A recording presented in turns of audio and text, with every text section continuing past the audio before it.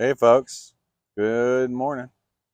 Another beautiful day, not a cloud in the sky, and we are in St. Joseph, Missouri, and we are getting ready to take a walk over to the Pony Express Museum.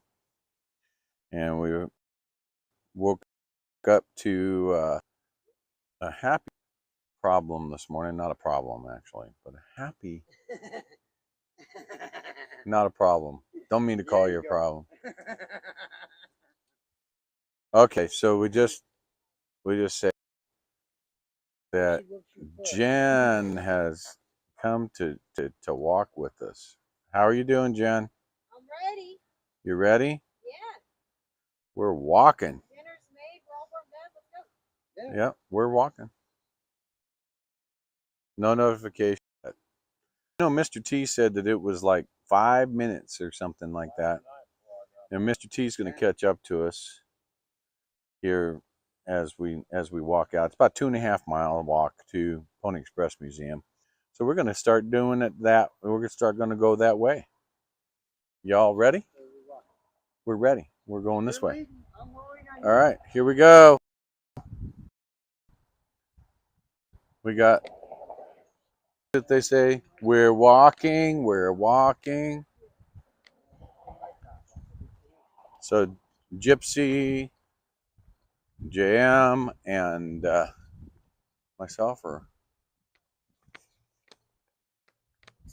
walking. We walk to. How you doing? What do we got? We got some nice stickers here. Yes, sir.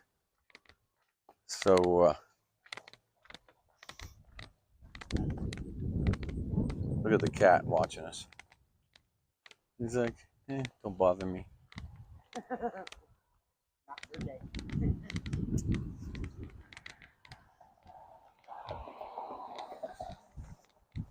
Just got your notification? Yeah. Okay, let's take a look at this road here. Thinking we're going to be on the grass. We got to go down two blocks.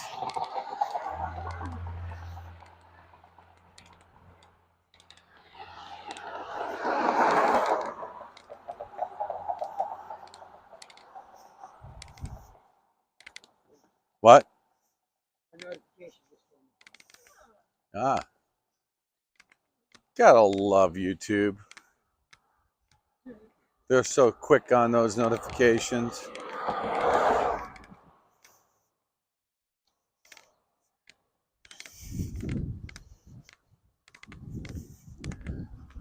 I'll walk up here to, let me fix this camera here. Because we're going uphill now.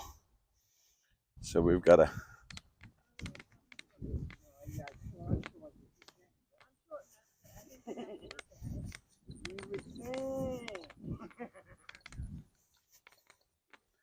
Look at that. Outside barbecue pit.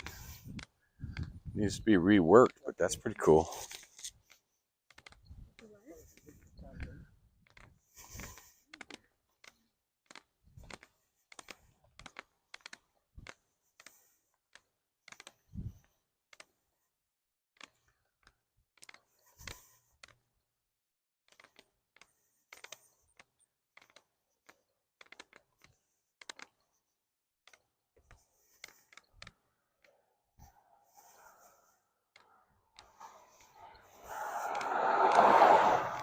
I'm just going to walk right over here.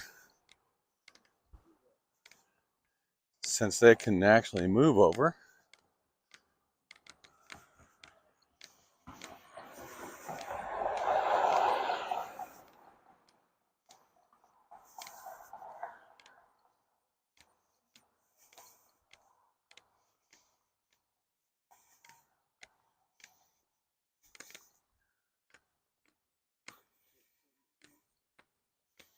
What was that? 2.4 miles.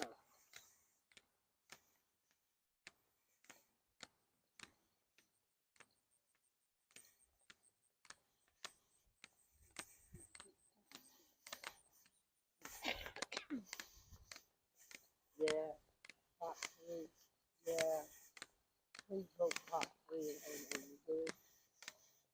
They've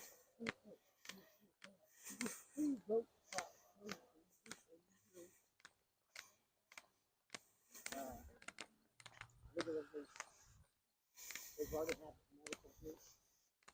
They've shown the numbers that the state 15.2 billion in revenue for the state. And it's like, y'all say, no, what? You're talking to us. What's going on here? Your election's coming up here. Come on.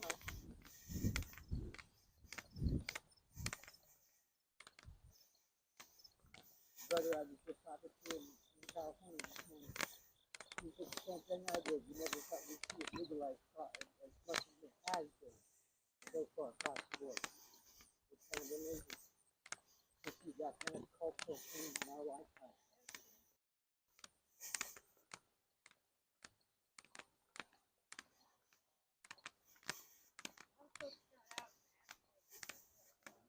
Yeah, that's what makes it fun to do now. A lot of it.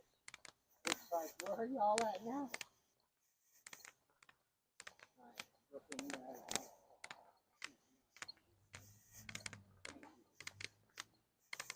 No, I forgot my map. It keeps telling me soon every time.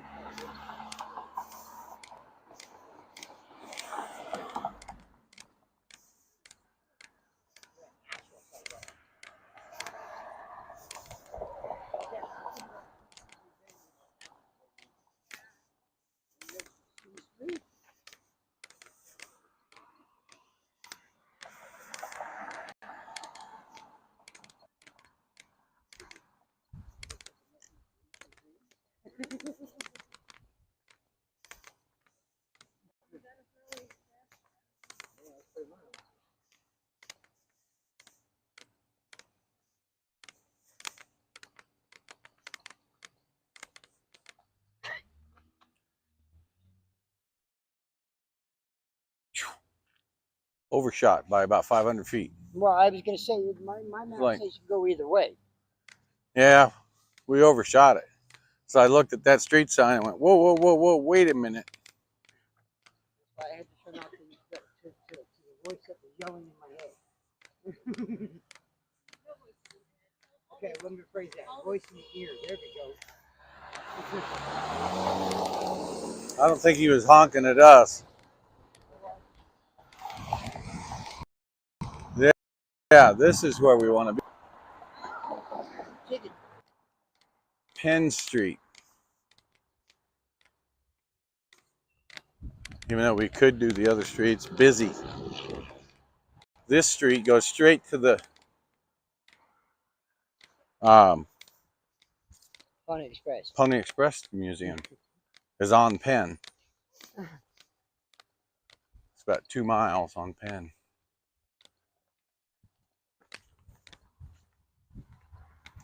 And some of it has sidewalk and some of it doesn't.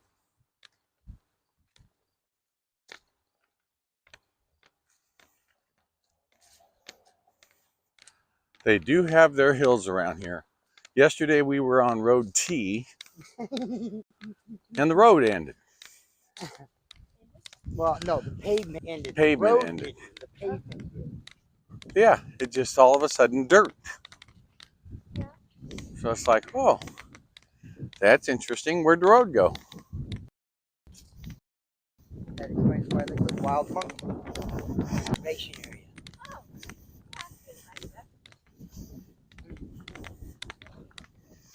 But you looked at one on the map. I was kind of like, whoop.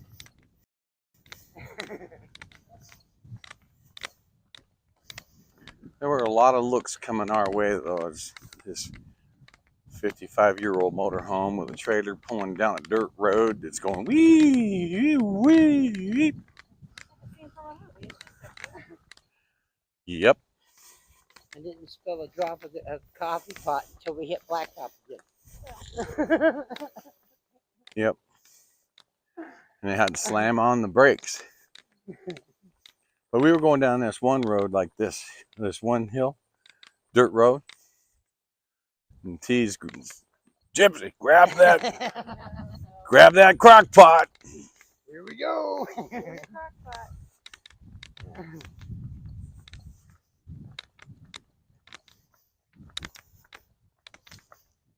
But that's what I want. I want to see so many people that roads like this would be like sidewalks. Just for those amount of people.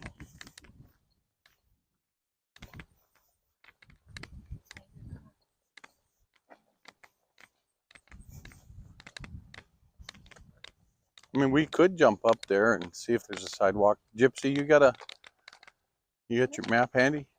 Is there better sidewalks up there? There's more vehicles that could honk. One second. I think you're standing in the intersection. Yeah.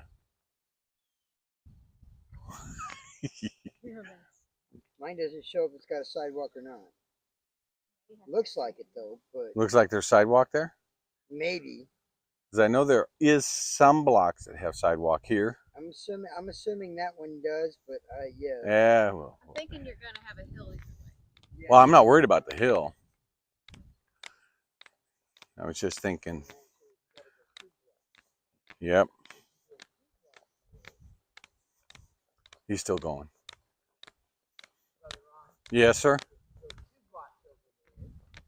Yeah. But then you have to go 2 blocks back. Then you have to go 2 blocks back, right?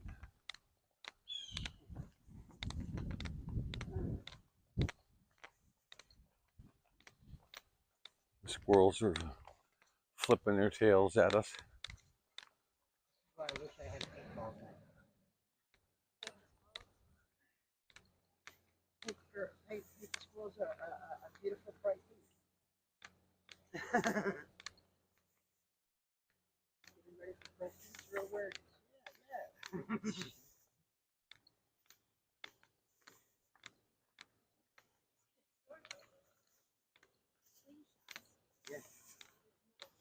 Yeah. Yeah. As one who has played with a wrist rocket most of his life. Yeah.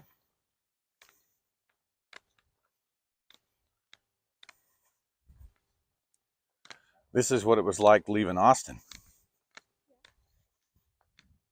2.6 miles up.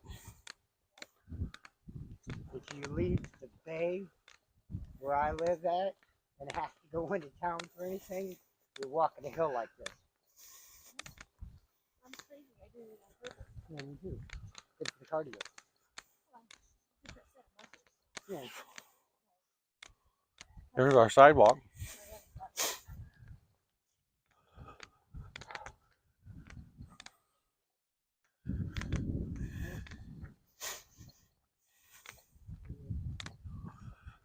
Well, I guess the outside is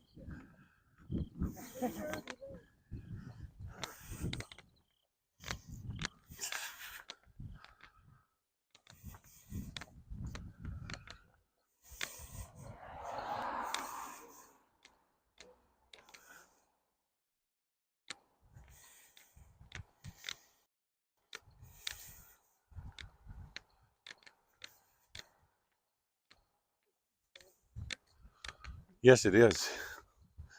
Before they put the street signs up.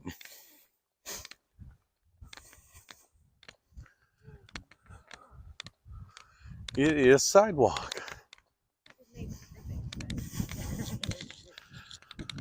Doesn't look like it's used much. well, I think that's what the problem is. Society. They don't get out and walk it. Yeah.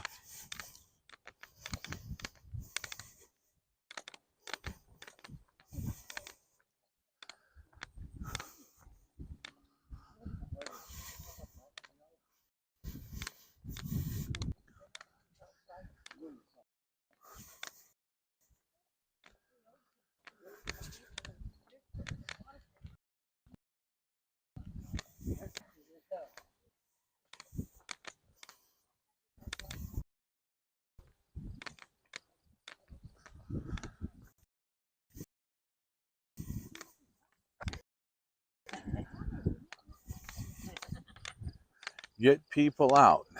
That's what this is about. Get people be seen and be heard.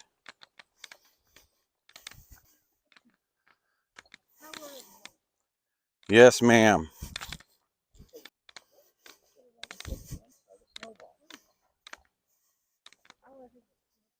No,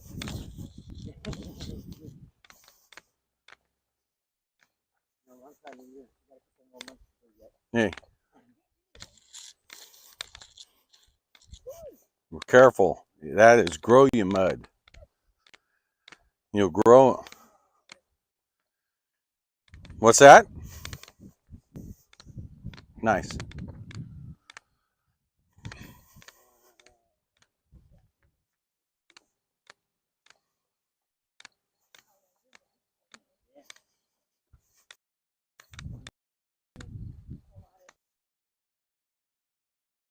Kind of half raw, but anyway.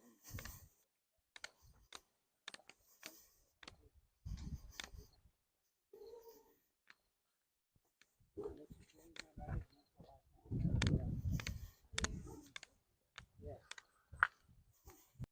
I try to do it though in every shoot that we competition for to see where they are. And I mean, it's kind of.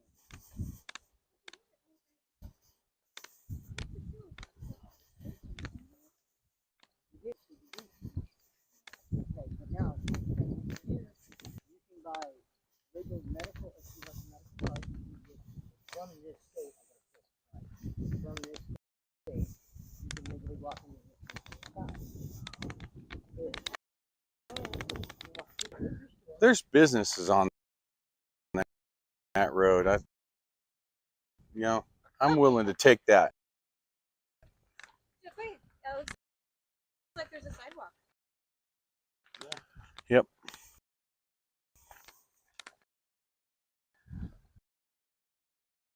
Wherever you want to wander, man. I mean, Yep. There's businesses there. Hey, hey, hey. I like this house. Yeah, don't eat that. the potpourri, Oh, yeah. that was that. Except not, I don't use the berries today. That's right. And the Indians used that.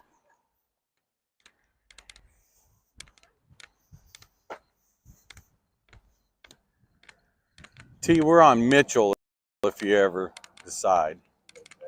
I mean, not ever. If you decide to come down. We're on Mitchell, one past Penn. Decided to go here because there's more traffic, there's businesses, there's people with big boom boxes going on in their vehicles.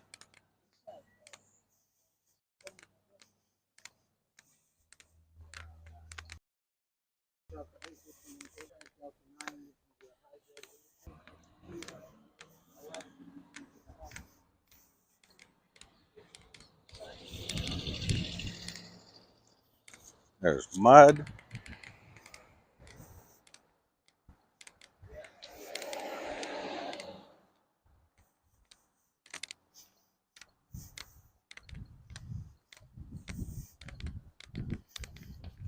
Thank you.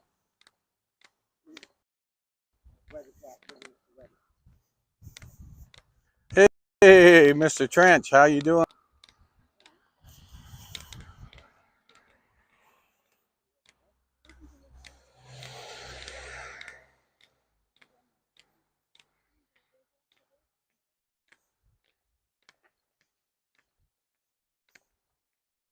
Yeah, Hale didn't come in last night.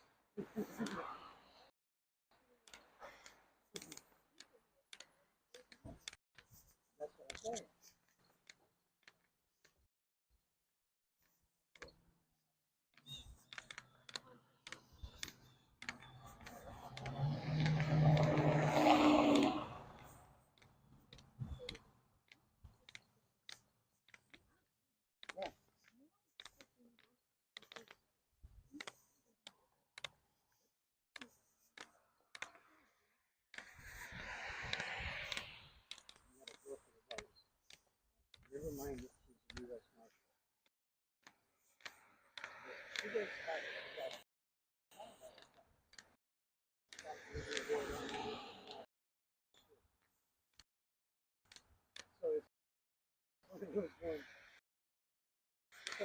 just a little bit about that. I'm with you. Right.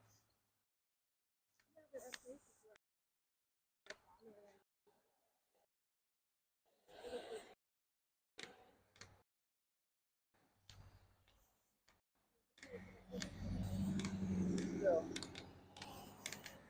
right. I've been able to do this one across.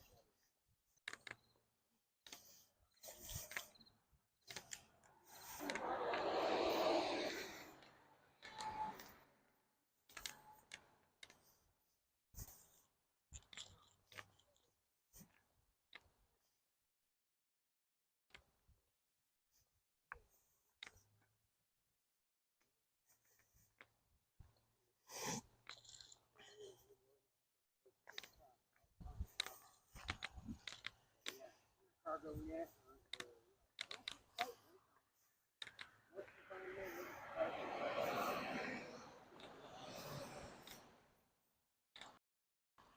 Oh yeah.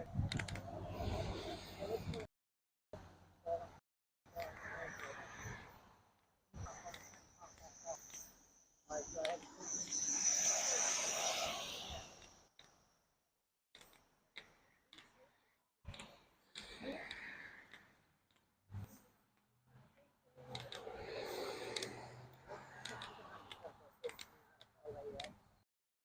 to call Chicago, O'Hare.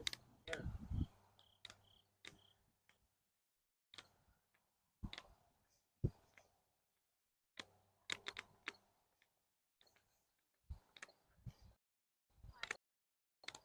How you doing? Good.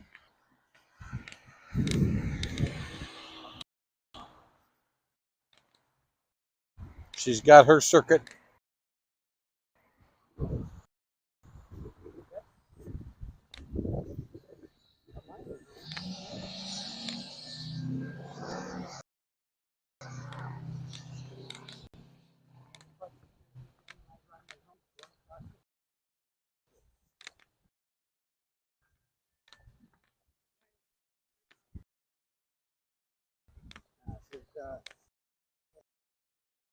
It's, in the middle of the run, I've been blown over in front of About a mile.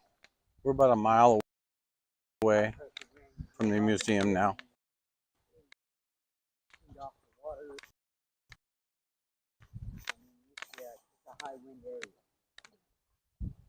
Just hit me one day, blew me in front of the semi, but I could move quick enough. Out of Duchesne.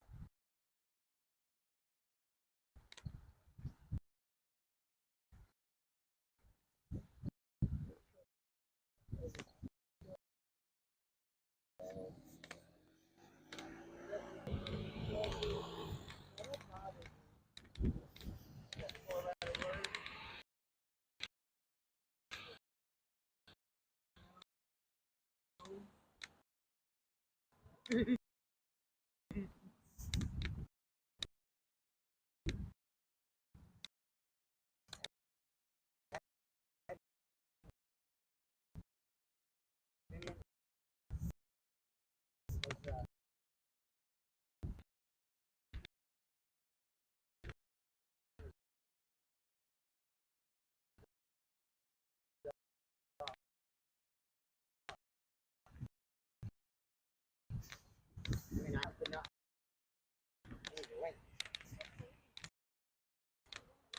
Yeah, hopefully it's still on the screen.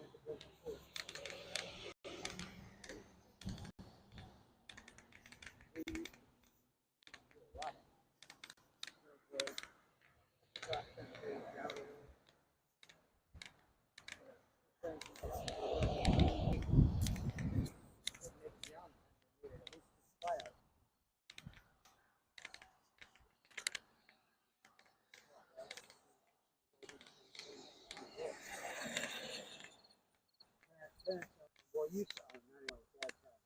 Dad passed. He used to come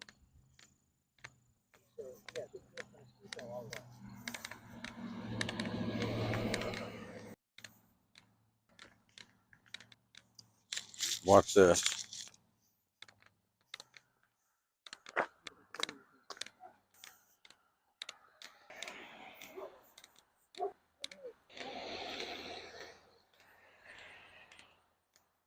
That's it.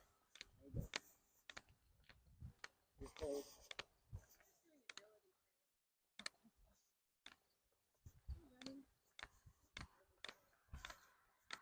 Yeah.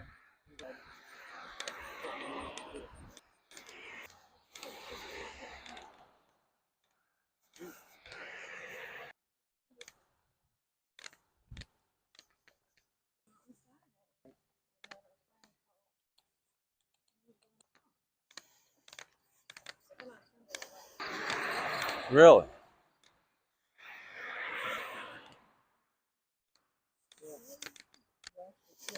Mm. Ooh, really? Yep. No, she's talking about donuts and everything.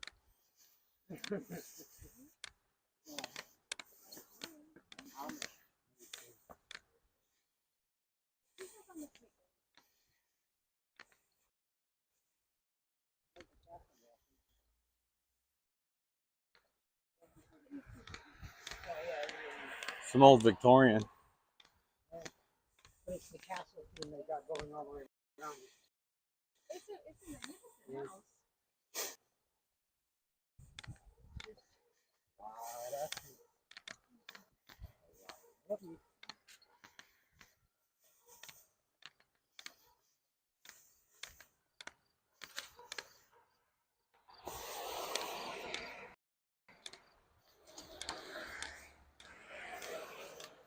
Oh, yes.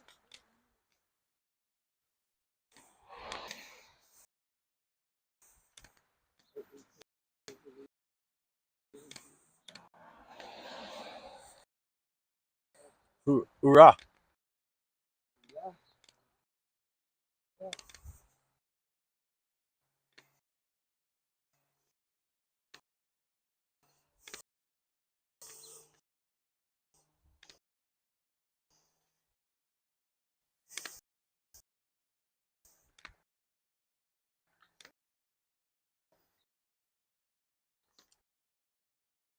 That's from the washer.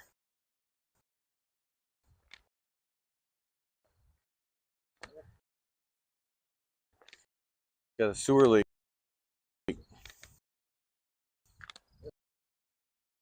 Yeah.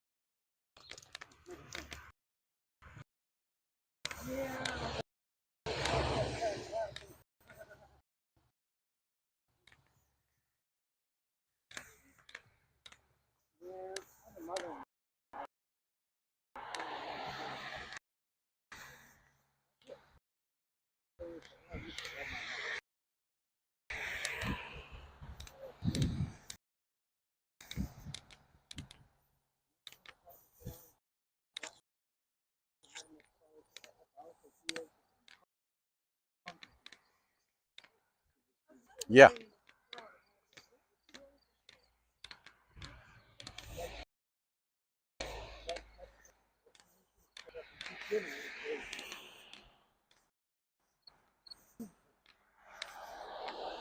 Or you're at the museum?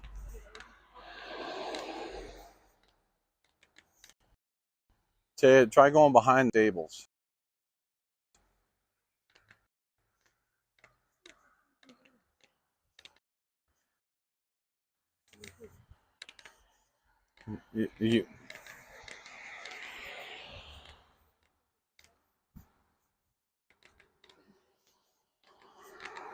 Okay. So that's the back side of the stables. So there should be like a parking lot back there.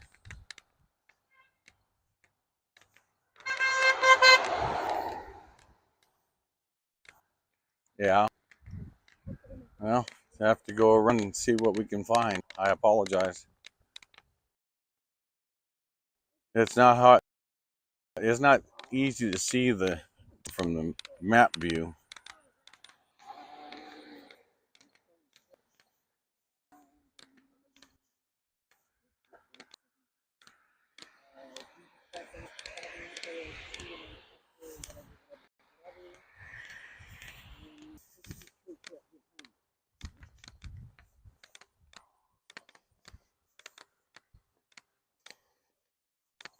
Hmm.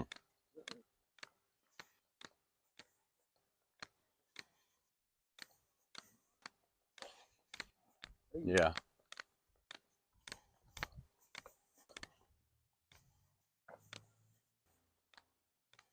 Okay, doke.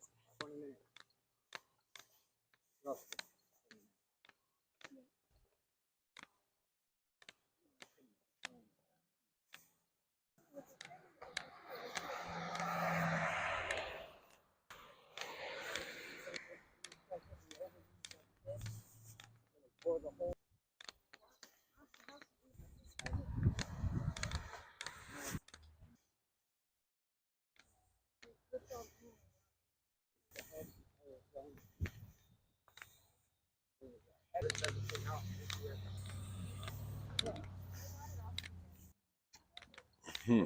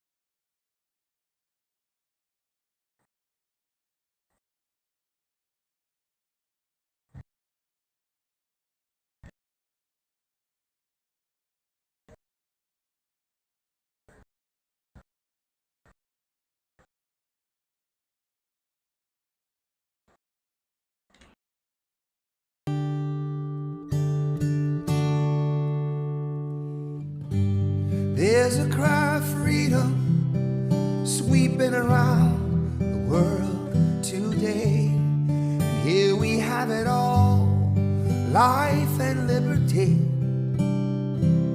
Still we give the dream away. No more can we afford to stand around, set inside our ways. Wake up in the USA. Wake up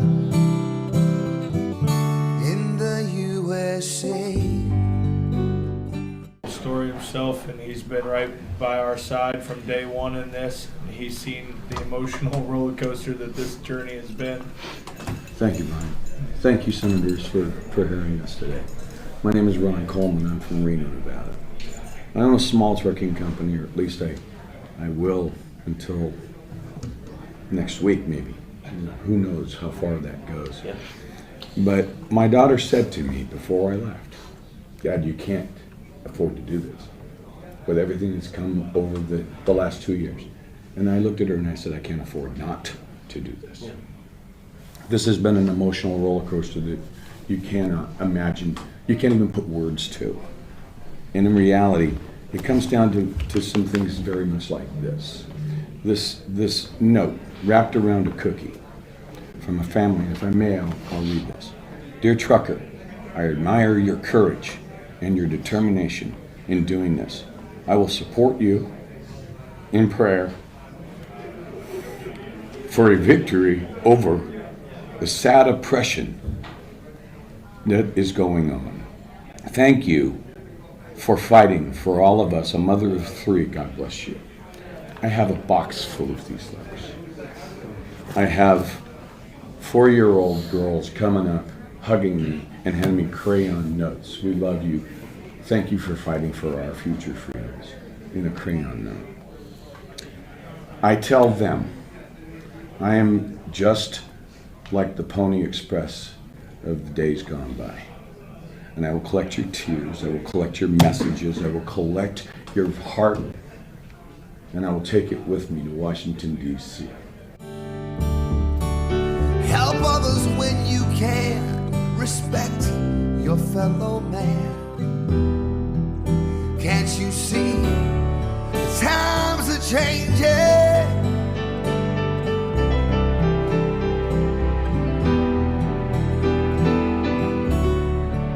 And I will deliver it.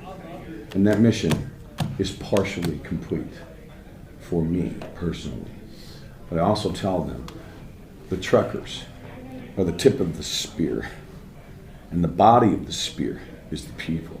We are nothing without the people. So this isn't about the truckers. When priorities are wrong, we've got to stand up strong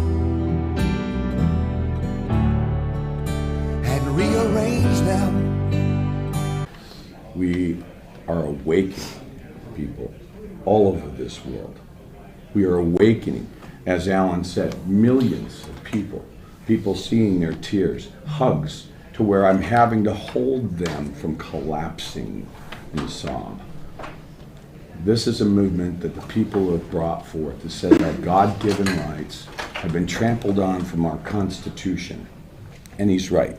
Our Constitution and 56 very fine gentlemen sat in a room in Philadelphia and they pounded this out. They knew this day would come. This is why we have these writings. This is why we believe in these writings.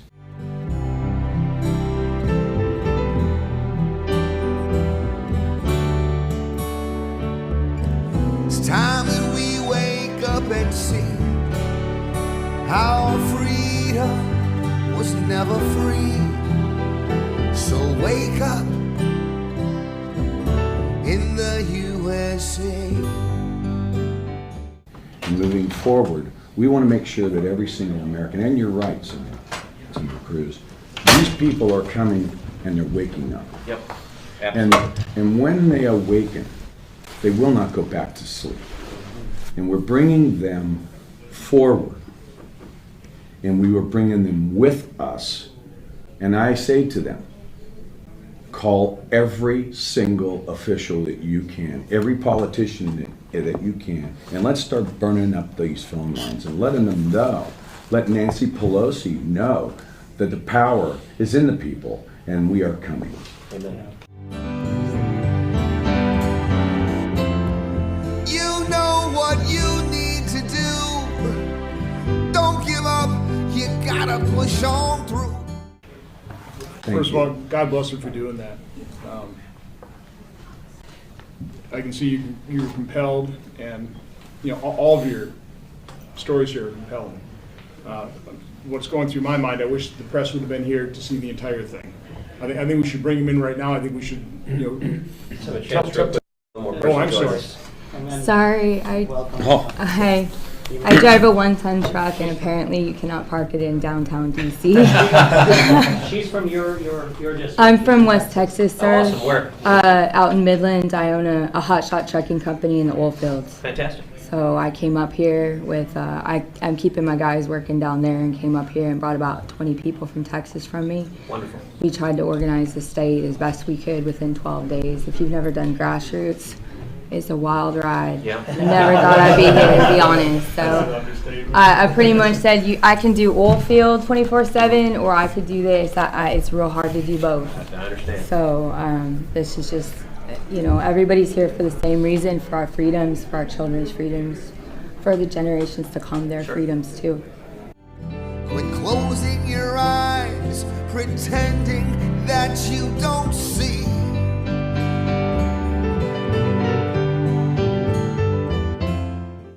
And Texas is a wonderful state. I think it's harder for Texas because we stood up for our freedoms a lot sooner than a lot of other states.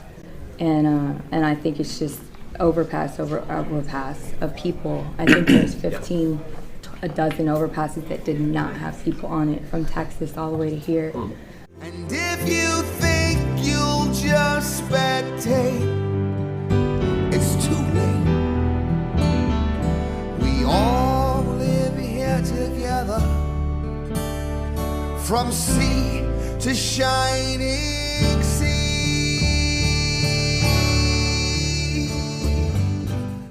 That we're the majority. We may be the silent. We're not silent anymore. Yeah. We are not silent anymore. And people, you make eye contact with them, they're just like, thank you. Thank you for standing up for us. Thank you for being here for us.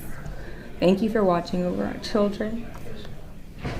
They just say thank you. They're so grateful.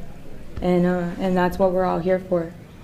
We're here to do that, to stand for everybody's freedoms. Whatever side of the table you stand on, it's for your freedom too, whether we agree or disagree. It's okay. That's what makes this country beautiful. And that's what we stand for under that Constitution with each other. This convoy has really shown the heart and soul of the United States and what we truly are about. And I really implore your colleagues to come down, you and your colleagues, to all come down on both sides of the aisle and meet with these drivers. There's so many stories like it, to meet with these people down there. Remember, it's not just truckers, it's people everything. from all over America that are down there. They come from every jurisdiction. I know of 30, 40, 50 of your own constituents that are in trucks right now. They flew in from Hawaii. Rented RVs. It's hard to drive a truck from Hawaii. Yeah, I tried. I know you want to bring the press in to, because it's sometimes here. I want to just, we're to wrap it up. This really is a spiritual war, and we've awakened a lot of people across the country. We have a pandemic of unchecked power. That's what it is. Yep. And as soon as you put man's power above God's power, you know who wins. But we've got a pendulum that's swinging from woke to the Great Awakening, and there's nobody who's seen that more firsthand than the truckers who drove across the country to see this.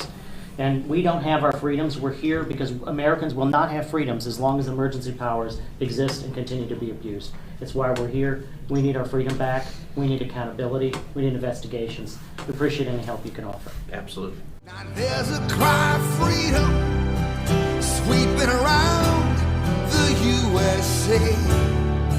No one can take the sunlight or the breeze. No one can turn our blue skies gray. Now everybody join together with me as I pray. Wake up in the USA.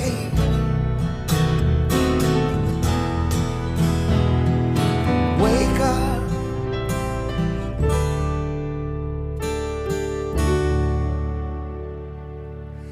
In the USA.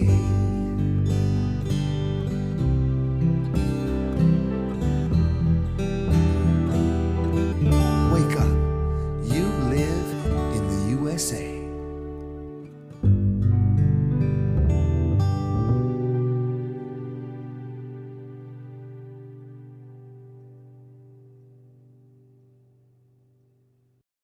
And we actually have to be seen, because otherwise the media is not going to catch our attention.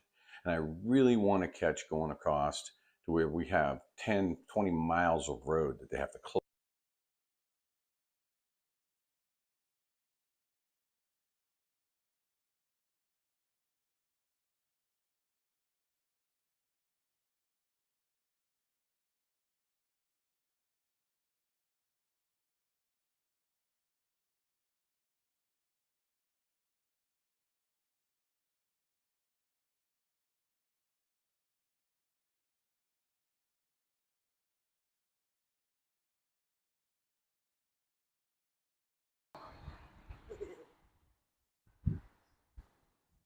We're all playing, having fun. Ignore. And I am live on Hot Mic. Very cool. So you got to hear me talking to that lady. How about that? No. No, I was too far away. Yeah. And now I'm hot now. Yep. Very cool. Forgot that I had it on. So, oh, I feel so much better. You ready to jog now? Yeah, you ready to jog now?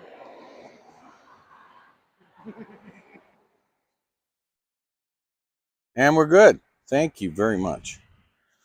All right.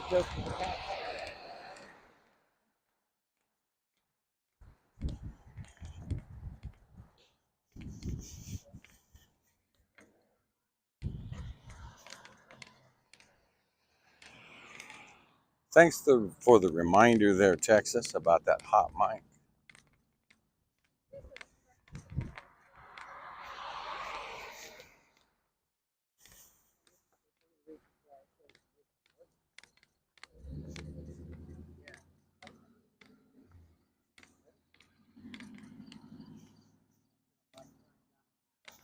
Well, that looks like a closed up market right there.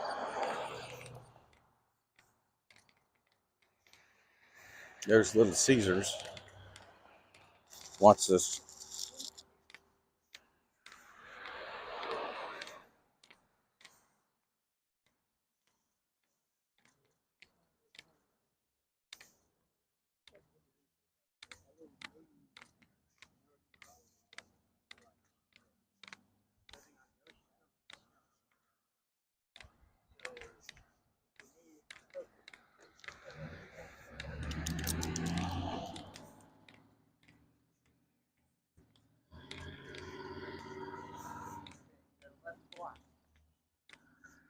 They're short blocks.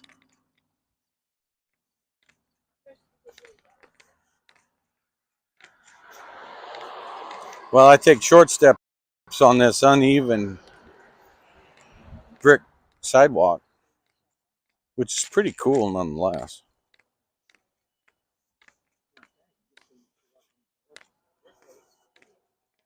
Oh, it's old. It's very old. Not as cool as the other brick wood, but Yeah, there's just no maintenance on it.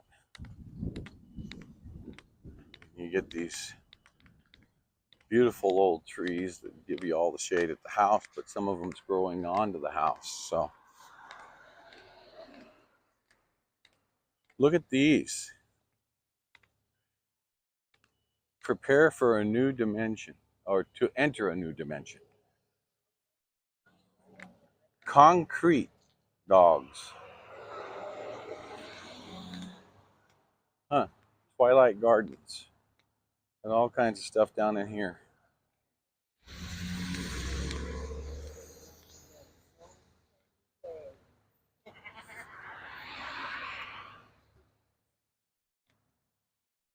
You know they're heavy.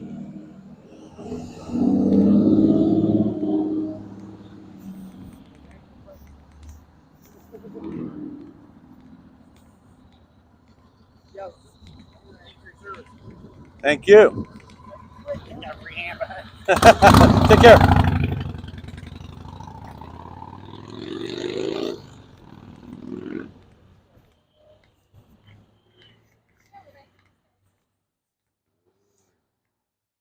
I plead the second. I love that little sticker on the back of his truck. There you go.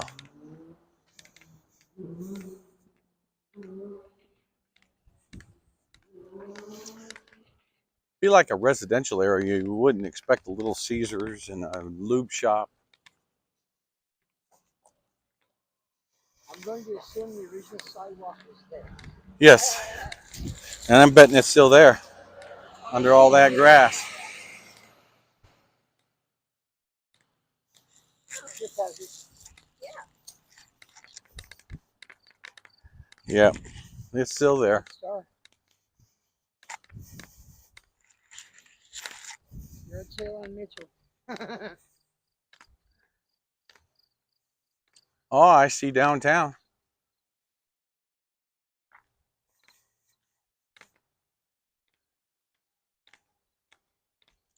This is Old Town area.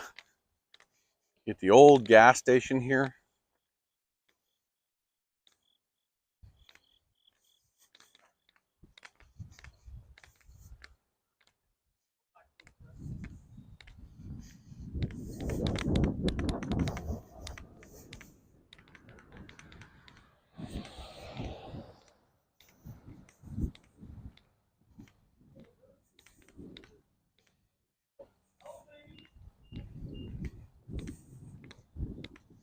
I love this. This is great. This is, I just love this kind of stuff. I'm gonna stop and pan this. This is just a little station right on the corner. Still has the old gas pumps here, probably from the 70s.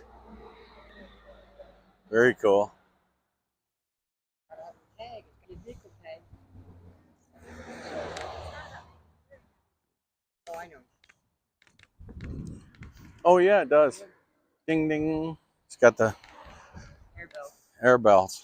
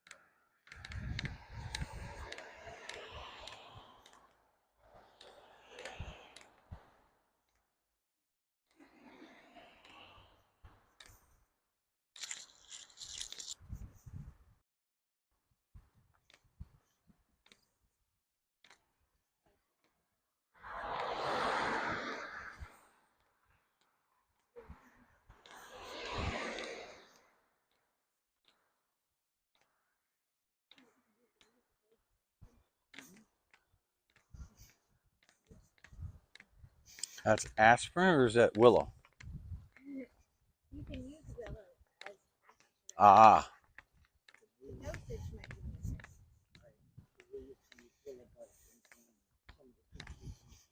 different. you kind of chew on a willow leaf and it acts as a NSAID.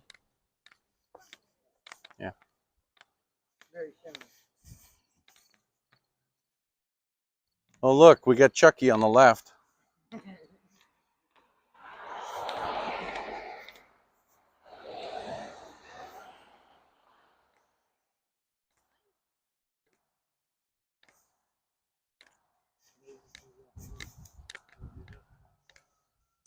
Well, that's an old business. Go ahead.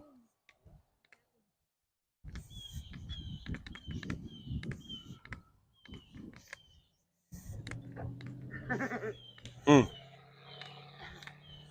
Makes it easier for the front loader.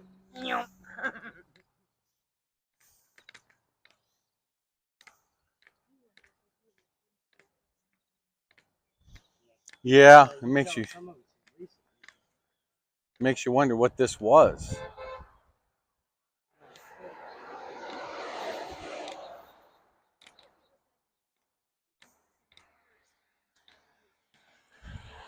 He's gonna look inside and see. What's that?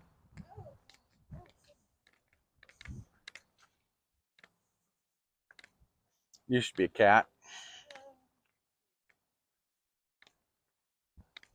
You'd be surprised how much I've seen. There's Speedy's convenience store.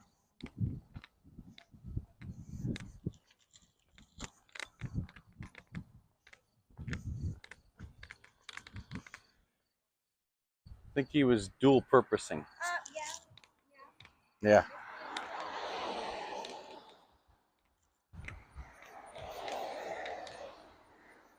DoorDash, get it delivered.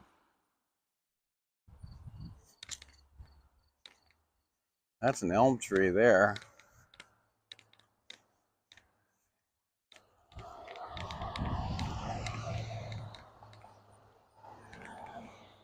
Hmm.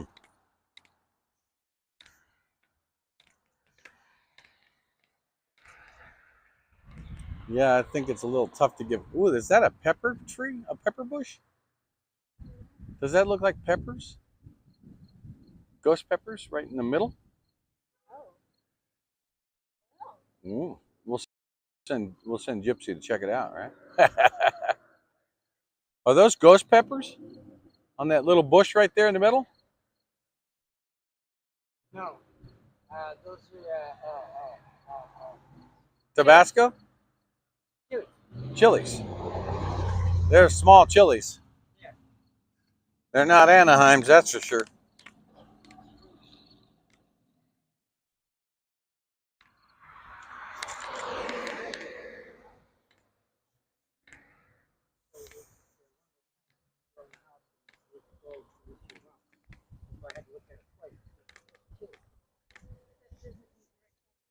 No.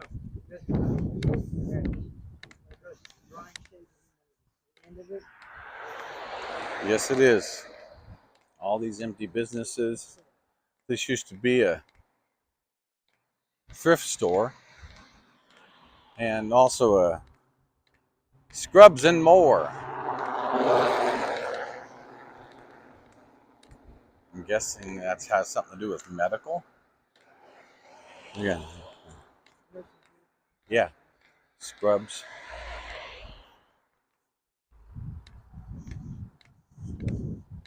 Yep.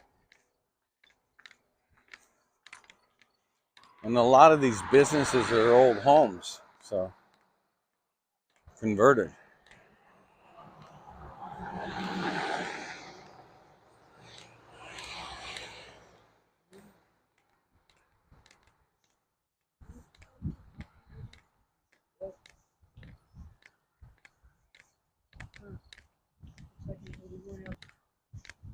That's what it looks like.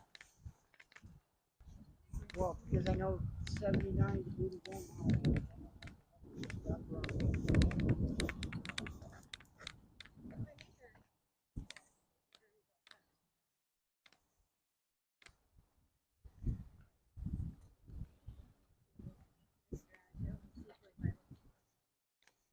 You see this a lot in Missouri where they use the indigenous rock Yes. like that. I've seen them do walls out of that. Yep.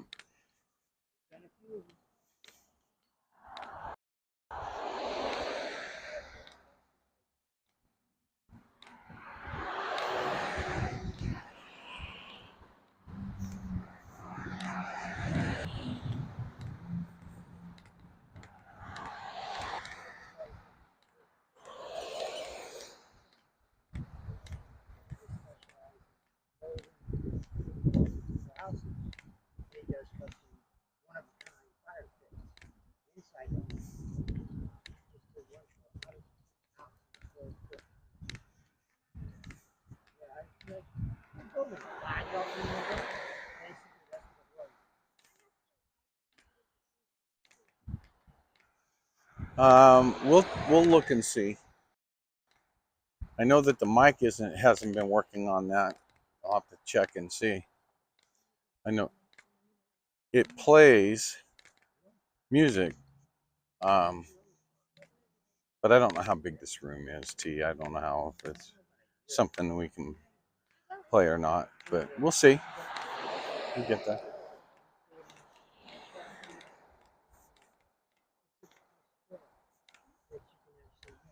Ah, okay. We're just a couple blocks away. We're on 15th. So, gotta love these old red brick buildings, right?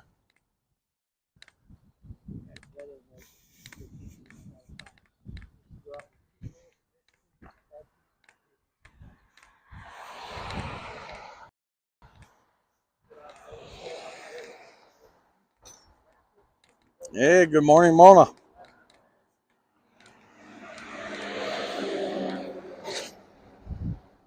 She's been busy working on her convoy of honor from November 4th through the 12th there in Branson, Missouri.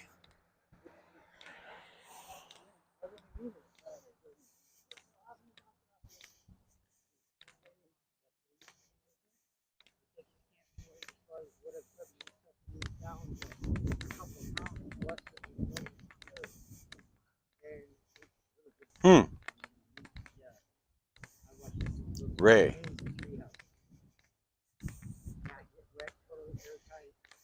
I'm not sure who Ray is.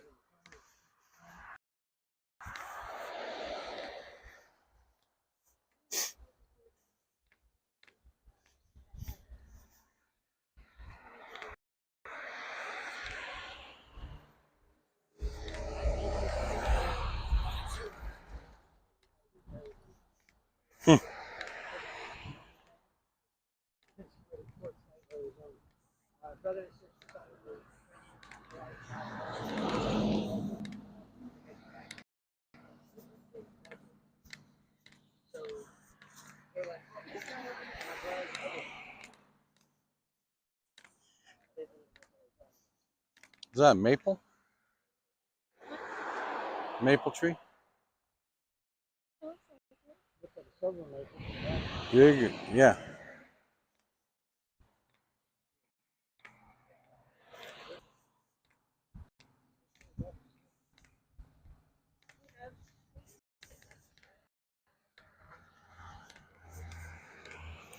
Well, there was only 4 or 5 of them. The elder one?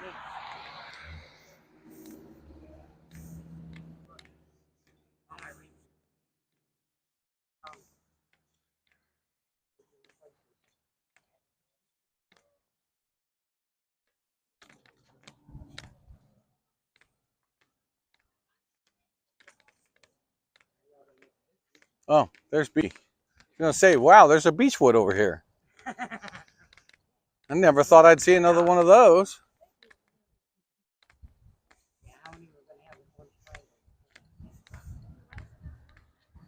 Slow moving vehicle.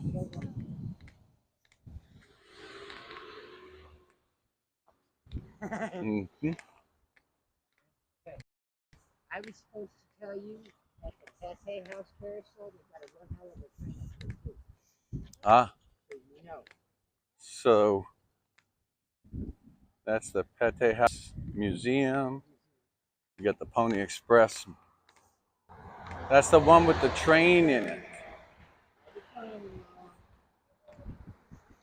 The Jesse James home is this white one. The home of Jesse James is that white one, I'm guessing. There's Mr. T hanging out in. Look, look. There's an Abby hanging out of the window here. I can't see the Abby hanging out the window though. Yeah.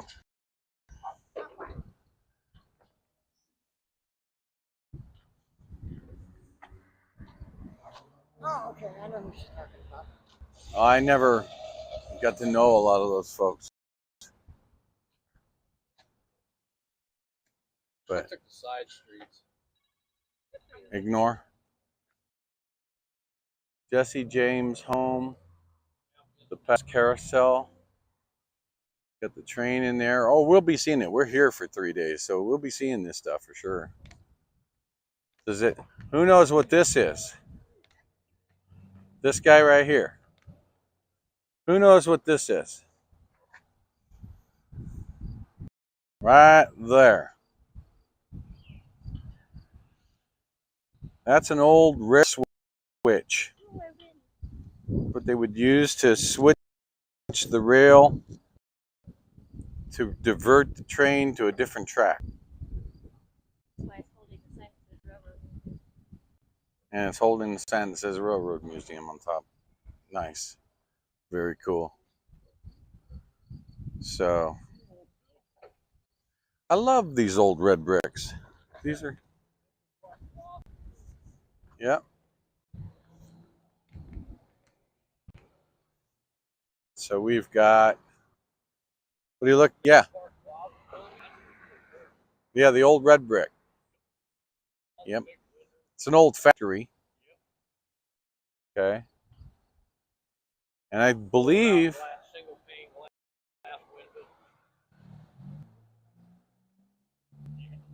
yeah. So I want to go up here to see Jesse James home real quick. What time is it anyway?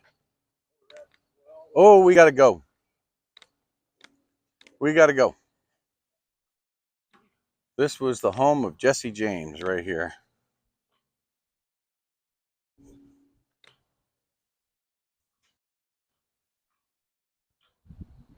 You can't go there now, but we can walk by it. Huh? This is where Jesse James was killed, yeah.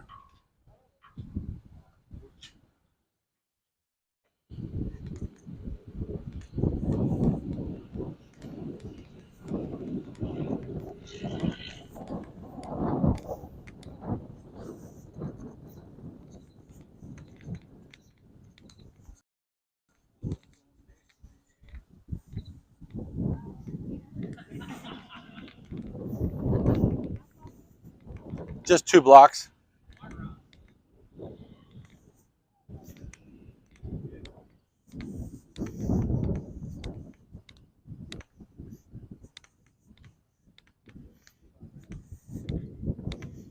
Certainly is a different set of muscles when you're walking it, though, huh? It's a different set of muscles when you're walking it.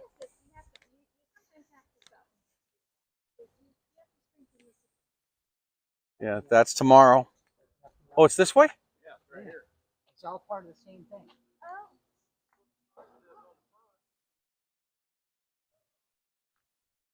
Oh, we overshot it. Yeah, which I told you were 2 blocks over when we made that turn. No, we overshot it that way. Yep. Yeah, see, I came down this way. 20. Around the block. That's cool. From the U.S. Post Office. Very cool.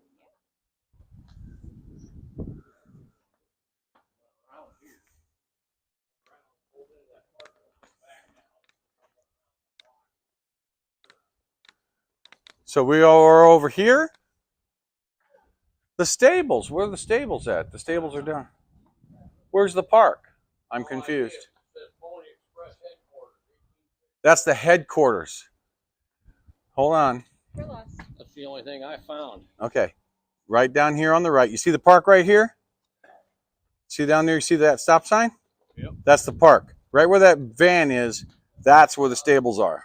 So that's where we're going? Yep. Oh. This is all part of the same museum, but the Pony Express is actually right down here. Had me confused. Now the question is,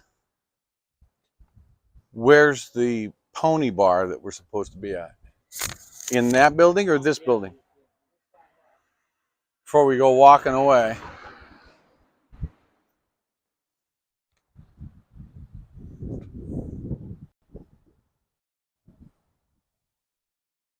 Yeah, but what building? There's like 10 buildings. Yeah.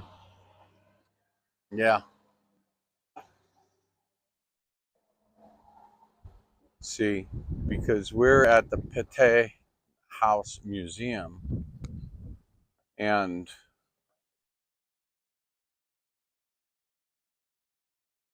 the state divided, Civil War and Miss. Yeah, this was definitely that, Peabody.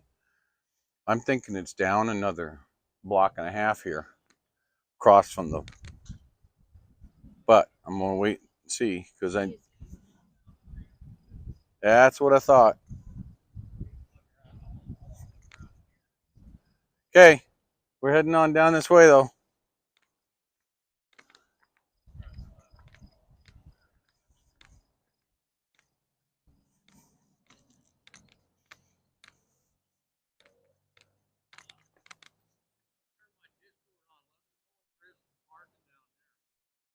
Okay, right around the park here.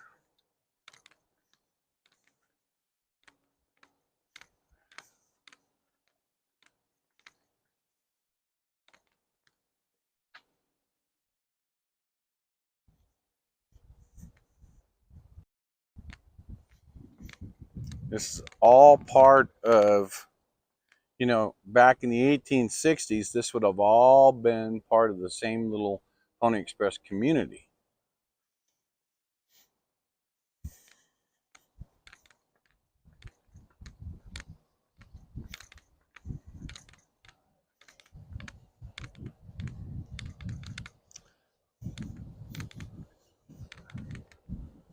All of the stagecoach. This would have also been part of the Overland stage. So they would have had people staying in different places and everything. So this is,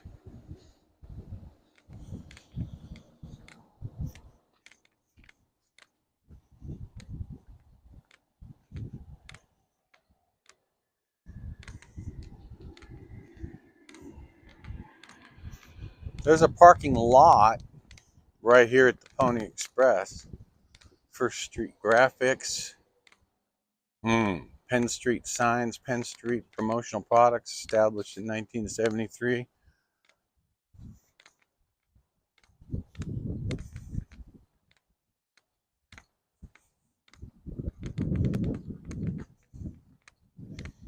Fire station number 5.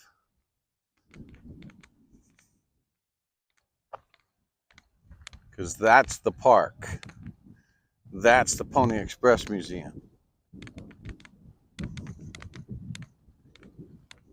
This is pretty neat. Old fire hydrants set up as the fence.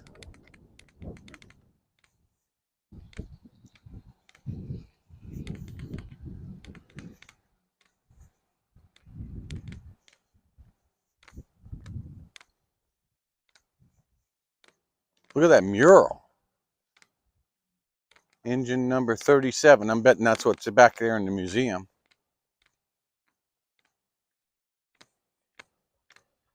There's museums all around here.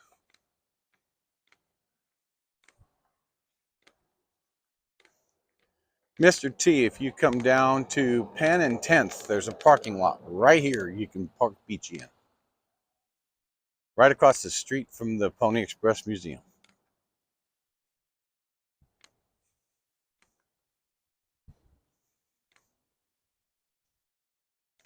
Okay.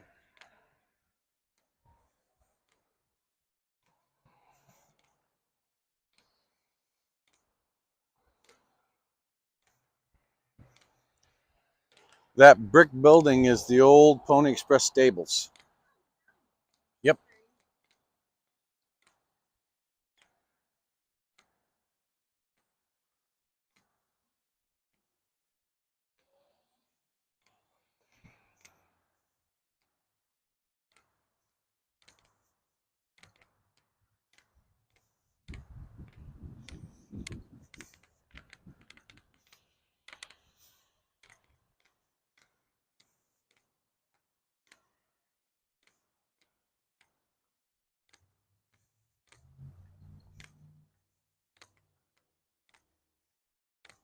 Yep. You can see where they had all the stalls. See all the windows. Every horse you got a window. Yep. Yep. This is the stable.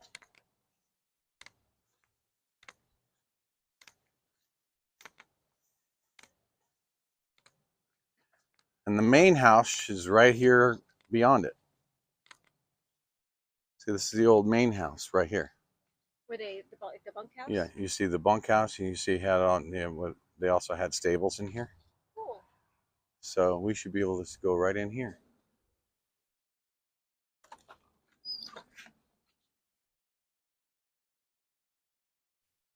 Thank you. Hello. Hello. How are you? I'm fine. How are you? Good. How's your walk going? Oh, it's going. I'm Ron. Nice meeting you. I am Michelle, Guest Service Relations Manager. And this is Jen. Hi. Nice to meet you. See, I didn't call you Joe. So we, I guess we're gonna open up the west room for Okay. you. I'll take you back, and then I'll unlock the door because they'll probably come in through the. Hey, we're hoping. Well, come We're with hoping me, and many we'll get people you in come. there. Yes, ma'am. Oh man, you have no idea how this has just been on my mind. How long have you been out walking? Since the second. Oh, my hat's off to you. It's not every step, but a lot. Well, I respect what you're doing. So she's Oh, look at this. following you along The this original. trail? She's walking with us. She came in from Arkansas this last night. There's original. She's one of my admins. Yeah. All right. A hall of right riders. Back here to your private room. Morning. This is all part of the older stables. Yeah, this is all new. When Yeah. you first came in, it was part of the old stables. It's part of the original stable. They're part of the original, the red brick. Now this one here This has been had the added bunk. on. This was added on? Yeah, this is all add-on. Really? Uh-huh. The way they made the outside look, Yes. it made it look like it was part of the old bunkhouse. Maybe there was the old bunkhouse here? Nope. This was an empty. There used to be a bowling alley right here in this lot. I'm talking 1860. In Yeah. 1860s? Part Nice. of the original stables.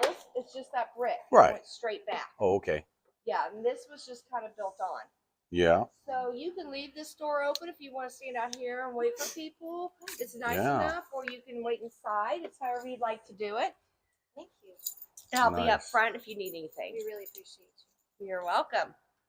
Thank you so much. And your name again was? Michelle. Michelle. Thank you, Michelle. You're welcome. No, I'll bet you that's part of the old Overland stage right here. Nah, this would have just been a covered wagon. Not a stage unit. This was just an old covered wagon here. You see, they would have had this covered with a canvas.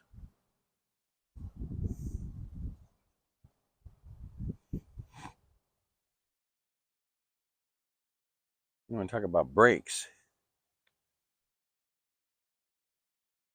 Can you imagine going across the Oregon Trail on one of these?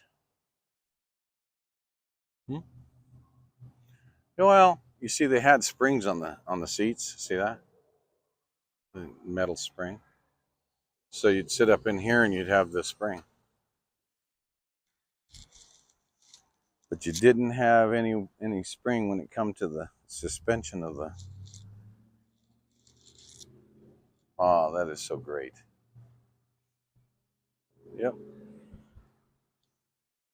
They did a good job with this. This is barn door style stuff.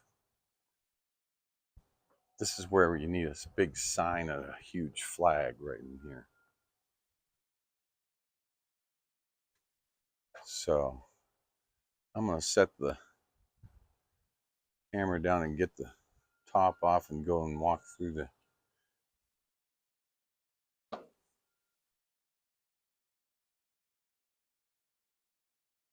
Let's see.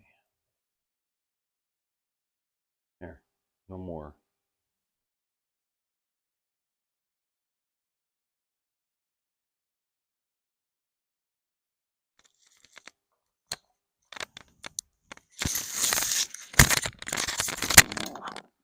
It's warm.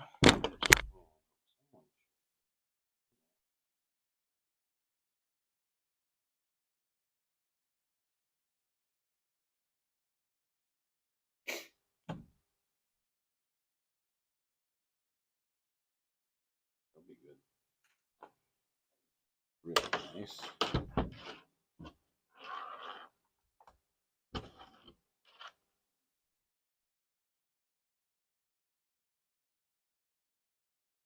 Checking the battery charge.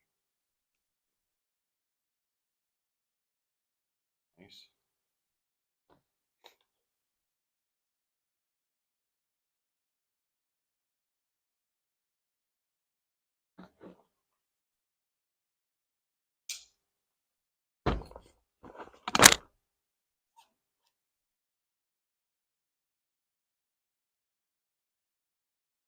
Did Mr. T find that parking space? Parking lot?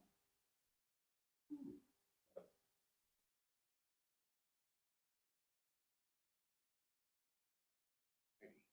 I'm gonna go read some of the stuff in the hallway.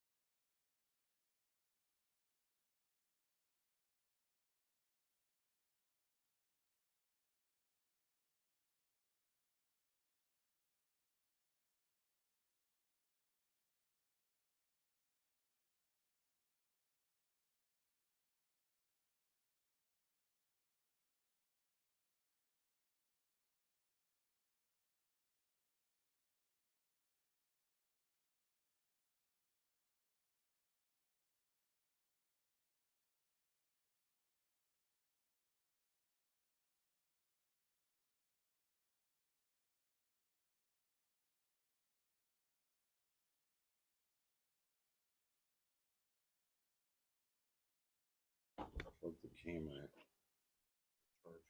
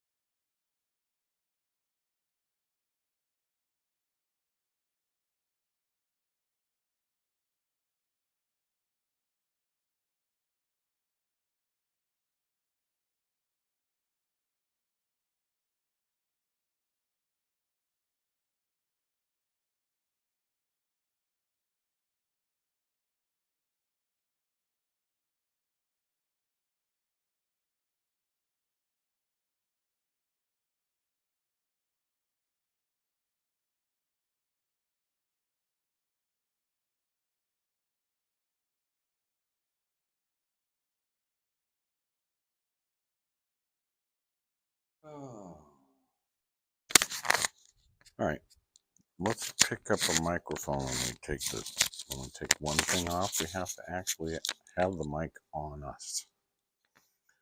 It was on the strap of my carrier. So look what a diploma used to look like in 1856.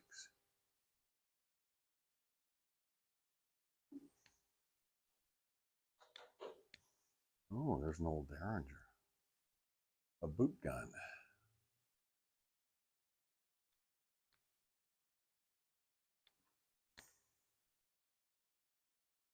With this original parchment letter, original flyer, behind glass. And it's been in space. They took this one to space. Yeah. They took that original Pony Express letter to space. And a Pony Express item, the belt buckle, was taken in 1985. Here's a letter in 1861. Some of the letters that were taken to, and by the way, this was all taken to space. So this Pony Express letter from January 22nd, 1861 was actually taken to space. Let's see what it says. Can the millennials read this? Let's see. I was lost between Camp Floyd and Porter Rockwell's point of the mountain halfway house in a blizzard. For 20 hours, leaving Camp Floyd at 4:00 p.m. and arriving at the Salt Lake City at noon the next day, pretty badly exhausted as I was fighting the storm all the way. I could tell of the great many heroic acts of the Pony Riders. My health is very poor, and I find it quite a task to write this. If you will submit a list of questions to me, I will take pleasure in answering them, for as I know. My memory is getting very poor. My age while carrying the Express was from April 6th, 1860 to July 1st, 1861. Write for any other information you may want. I thank you. I think your point is beautiful and would like a copy of the book when it's published. Accept my best wishes for success. Yours truly, W.F. Fisher.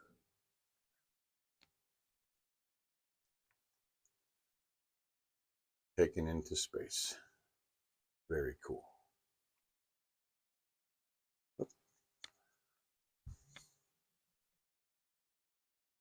And so,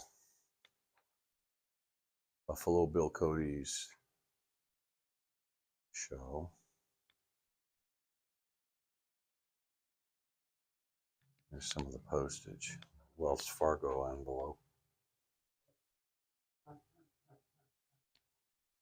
And Confederate officer's hat of the type worn by William Fulkerson.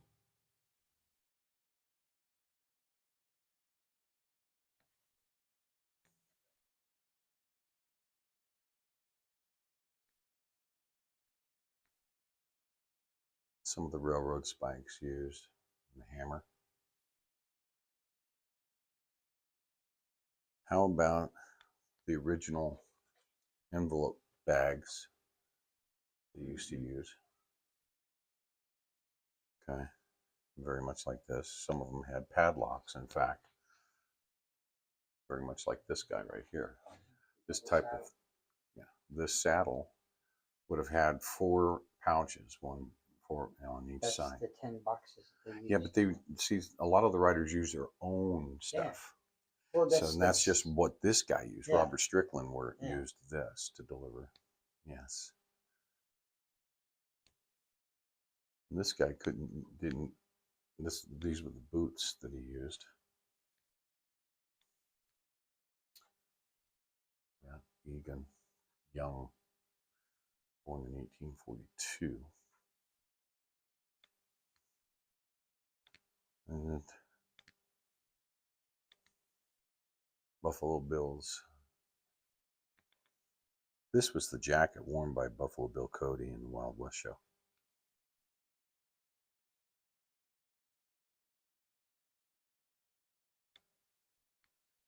When they carried news, they would carry these.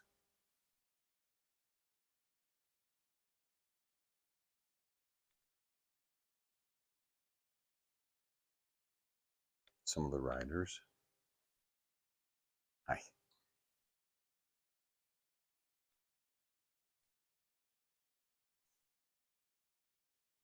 Sacramento.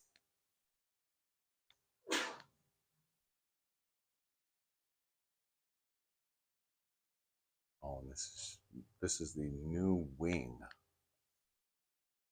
Sweeper River, Independence Rock.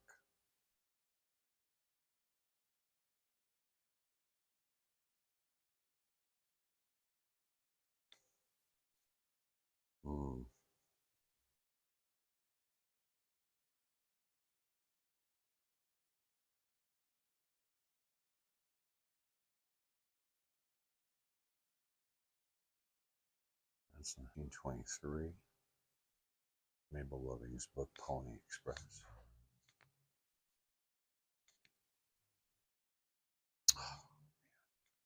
Look at this. So I was showing you a little bit. This is the original foundation of the stables down here. 1858 down on the left here.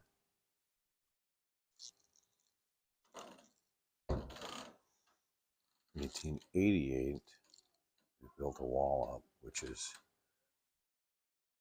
the wall that goes right here.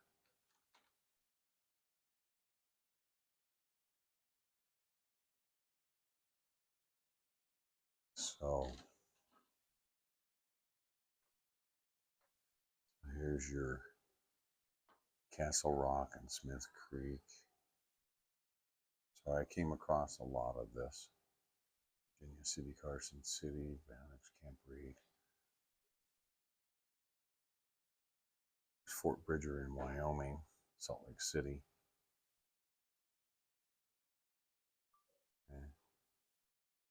Julesburg, Chimney Rock, Fort Ridgeville, Fort Kearney, Nebraska City. So see, this would have been Cottonwood Springs and Midway, which is now currently, actually no, we'll go to the other side. That's Casper, Wyoming, Fort Mitchell, Wounded Knee, Kansas, Lewisburg, Colorado would have been right in Cottonwood Springs because they've moved it up to here. But Cottonwood Springs would have been on this side, on the southern side of the river.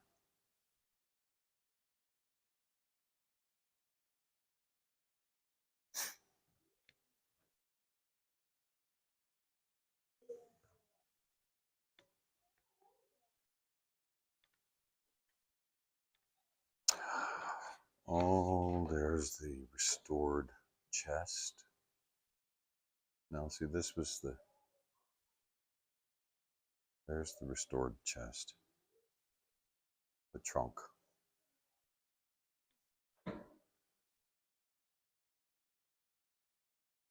Over 2 years, if I'm not mistaken.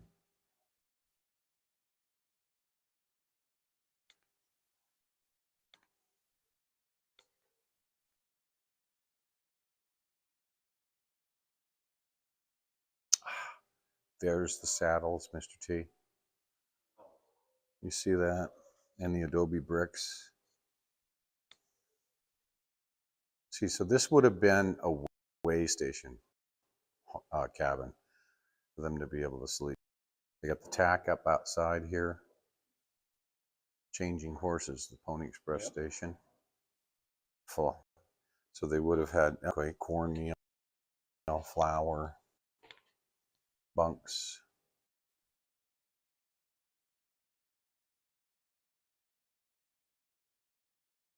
For the riders to get some sleep.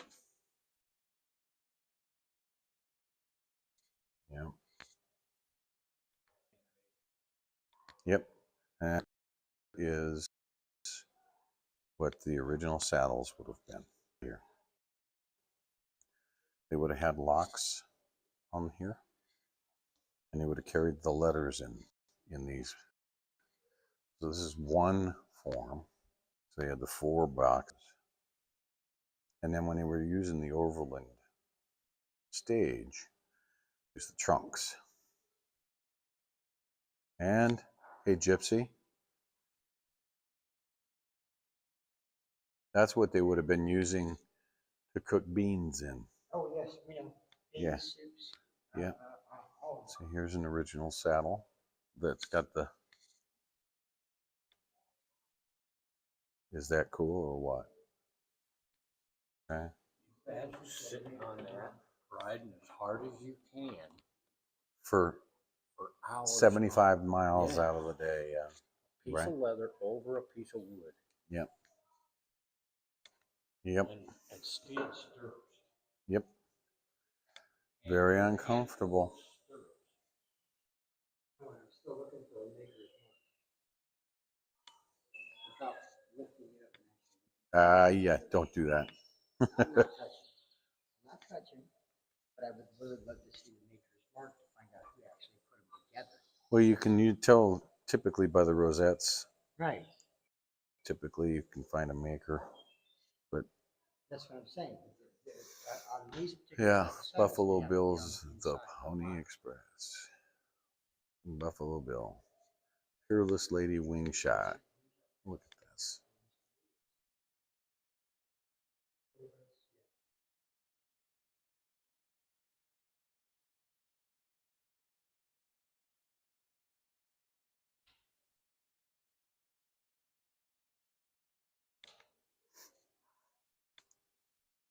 Stirrups, belt buckles. This is from the collection of. Yeah. Yeah, so they would have used these older. Oh, they got some landscapes. That would have been the Oregon Trail, right? That's the Sierra Nevada. That's around Lake Tahoe and the Sierra Nevadas there. Yeah, so they would have. Yeah. Oh, so here we are. Sierra Nevada, high jagged mountain range. Pony Express would prove them wrong. Yeah. Trouble in the Utah Territory with Indians.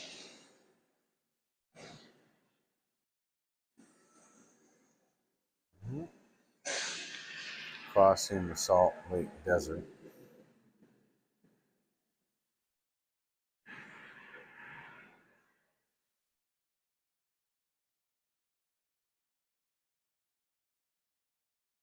Over the Continental Divide at South Pass.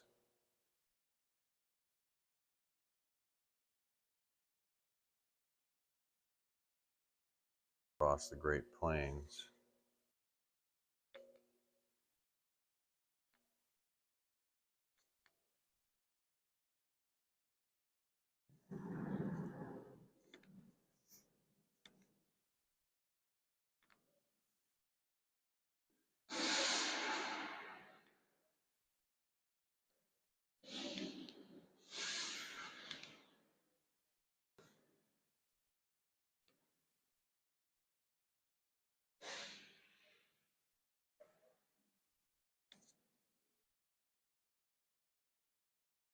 These men would have started it, and they were over $200,000 in debt. Had they been able to get the contract, it would have brought them $1 million. Just 6 months, the 18 months they stayed in operation, and they would have contract. They could have stayed alive just six more weeks, actually. You had William Russell, Alexander Majors, and William Waddell.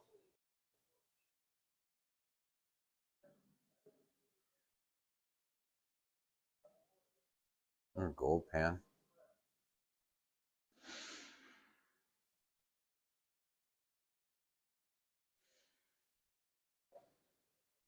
The actual stables. There's a tack room.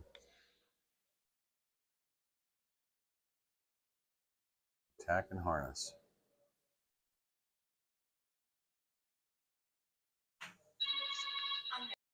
Ignore.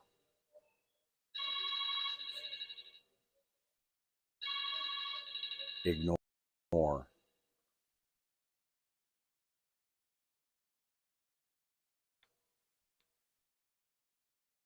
Seeing you've got.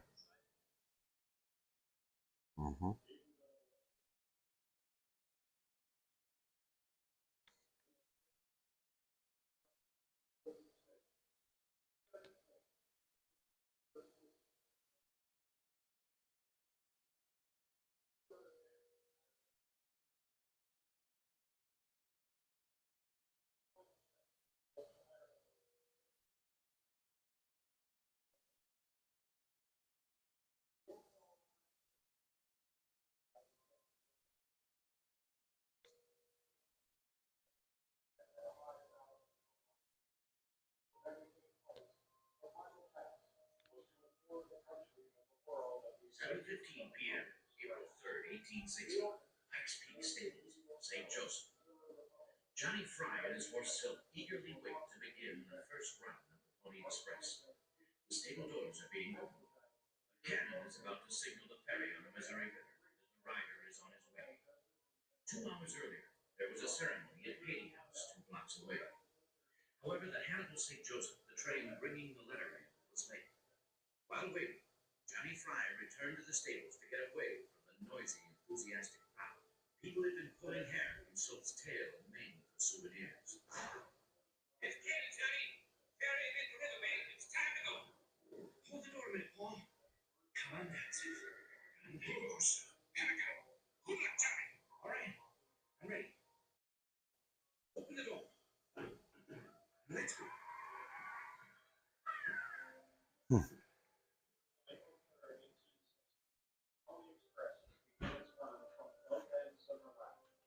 Who said this?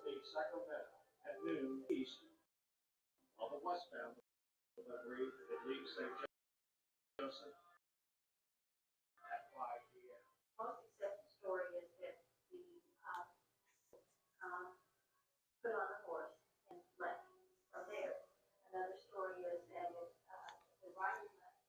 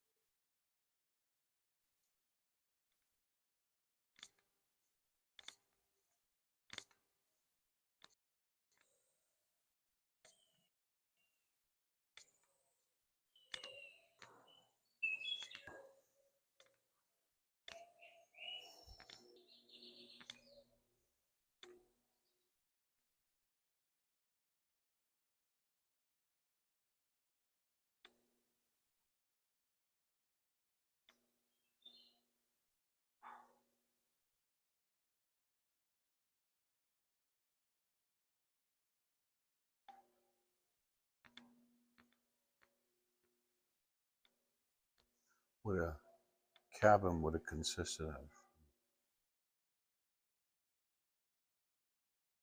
An average American home.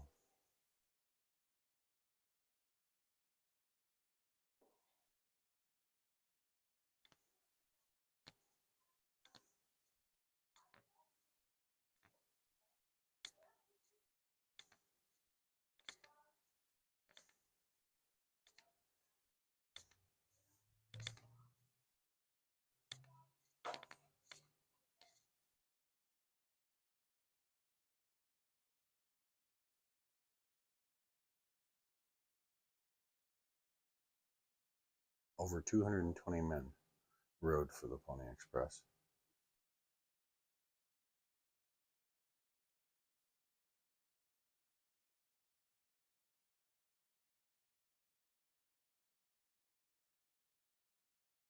This is called Riders Hall.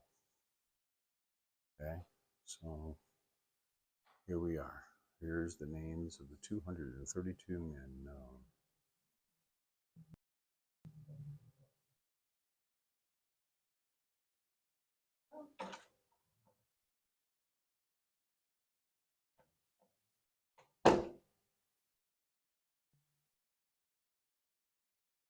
And only those that are in blue were actually born in the United States of America. Those in green were born in other countries. Researchers have not found the birthplaces of all the others.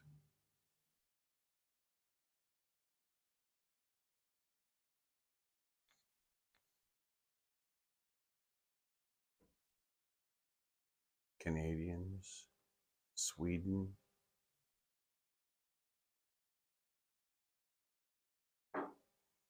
wow. So the Pony Express was more than just American riders.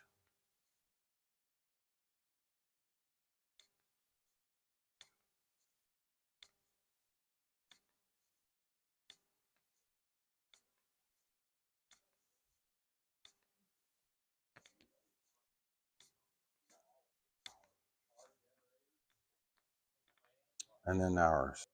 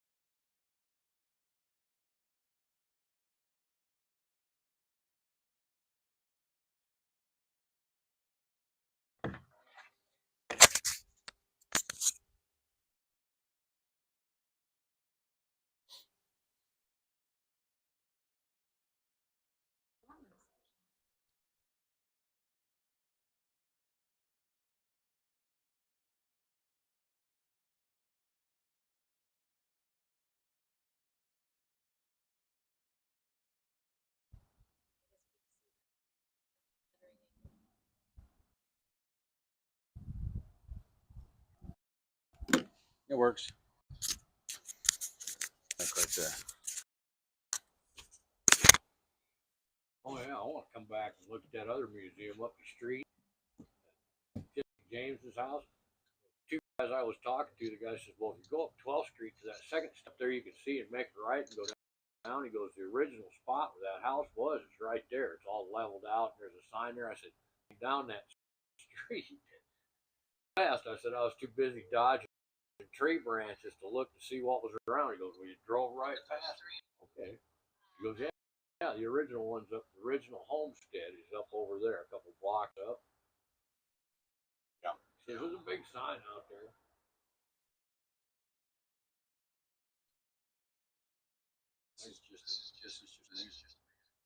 I gave him a couple of cards and back to 1860s when this was, you know, they were getting ready to open those stable doors. There was so many people right out here.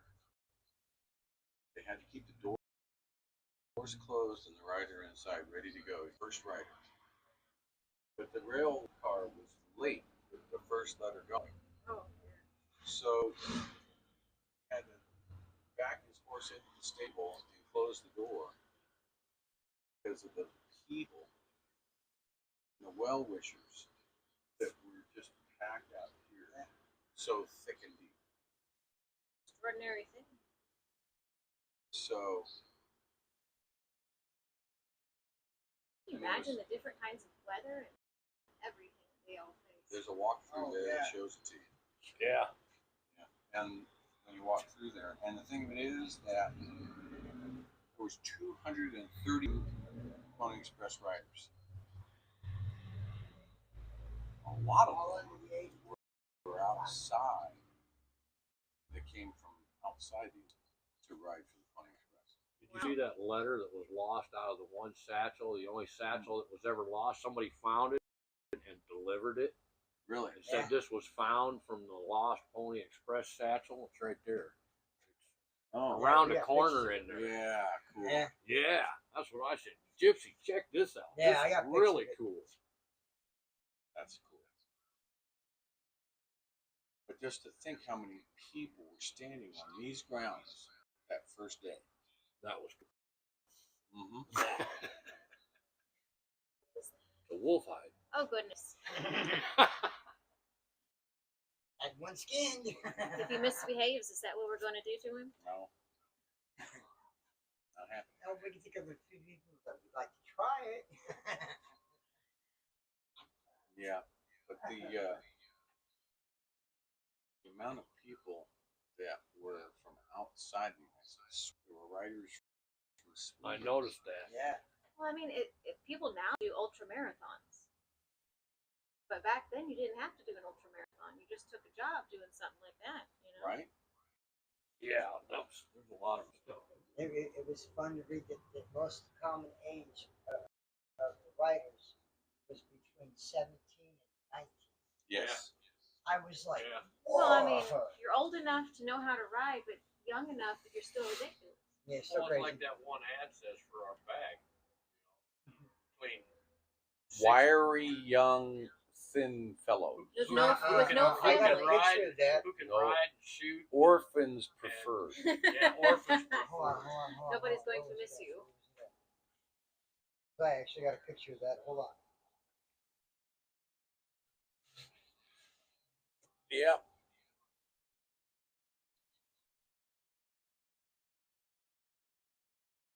Gonna face death daily.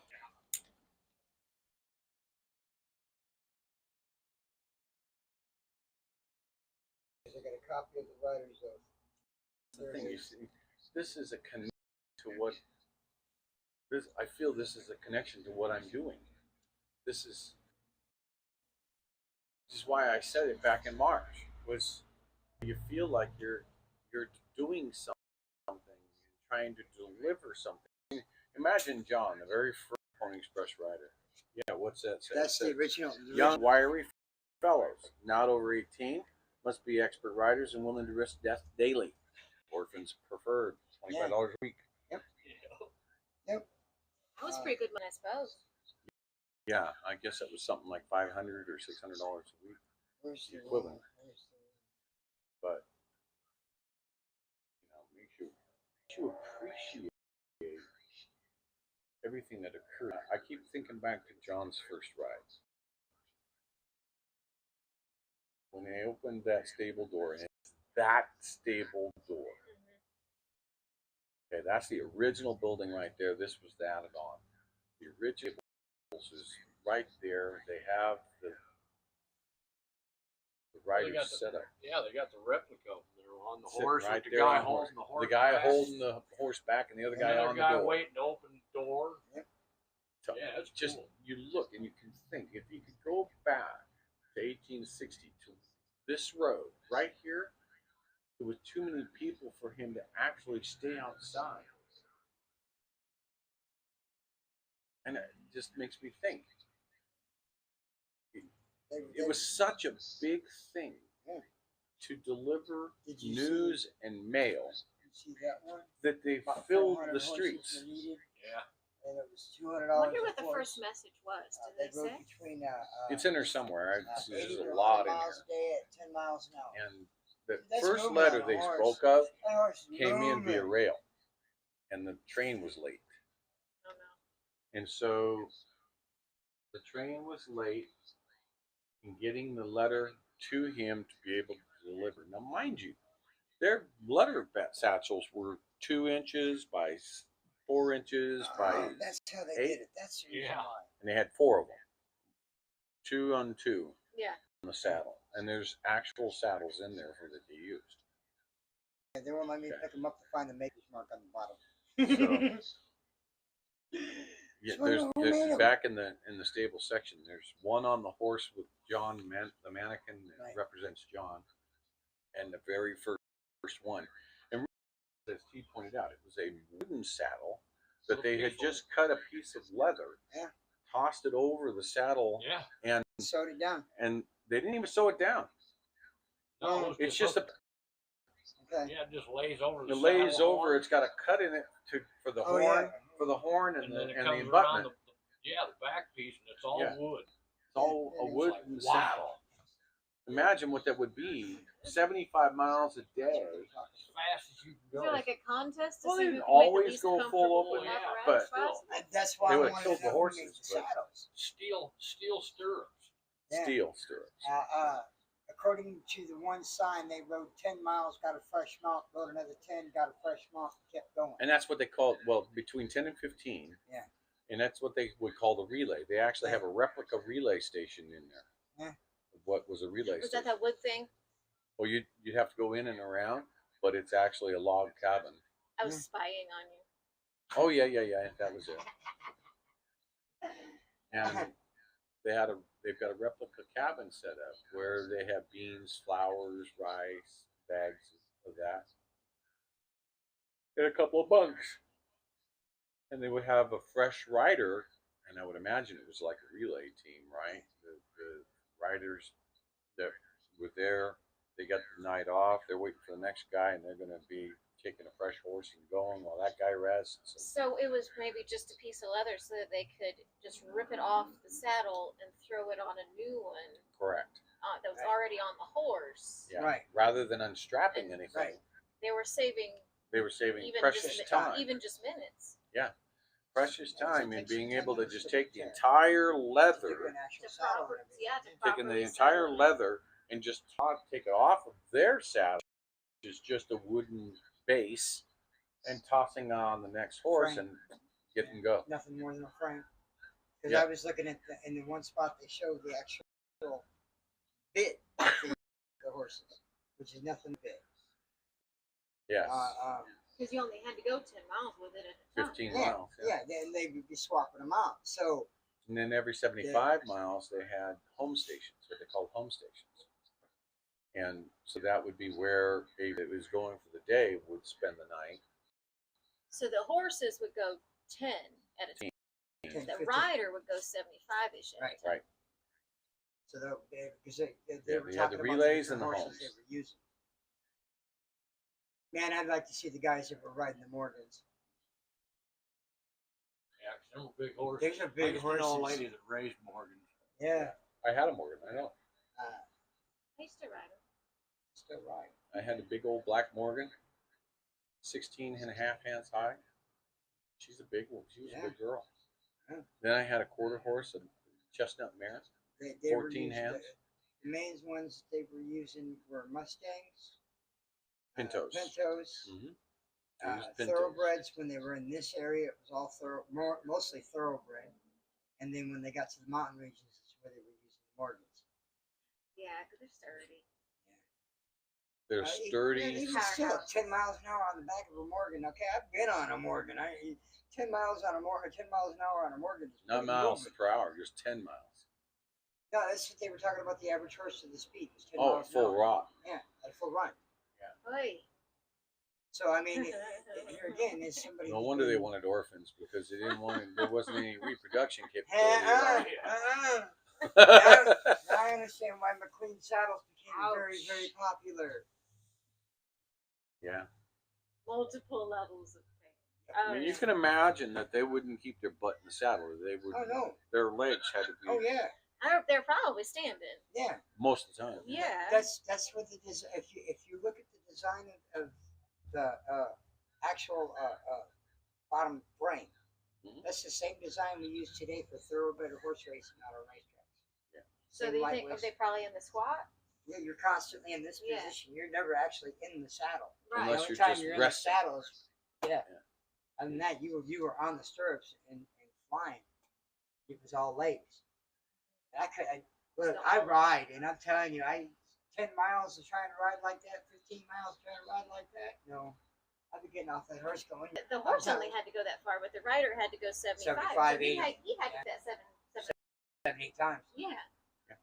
A different And then horse, fall off. and then get to the end of the day. And hope somebody can help you off. Crawl to your meal. Crawled. Somebody would have a cornbread and bacon and eggs set up, ready for you to eat. Cornbread. And there's a cooking pot in there. Yeah, I seen that. For for the chuck wagons, and that's probably what, a 5-10 gallon, 10 gallon 10 gallon At bean least pot. 10. I'd probably closer to 15 if you Yeah. really want to get it.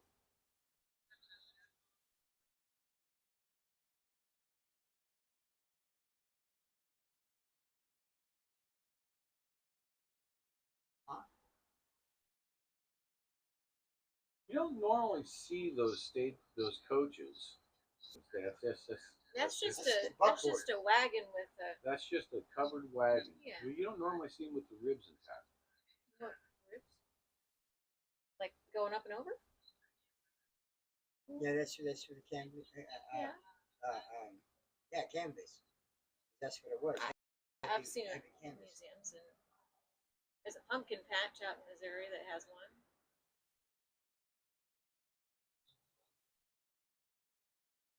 Maybe you'll see more in Missouri. Otherwise, they'll take me out. Yeah, we don't say that in the chat, folks, because the censors don't, and they will give me a suspension like that.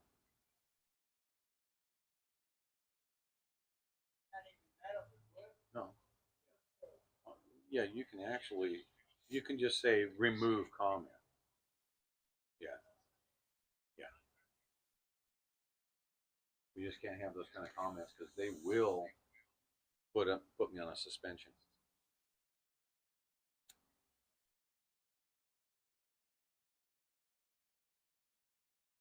I feel like today people need a message of hope going through, I'm hoping for the hope. Keeping my fingers crossed. Been so beat down.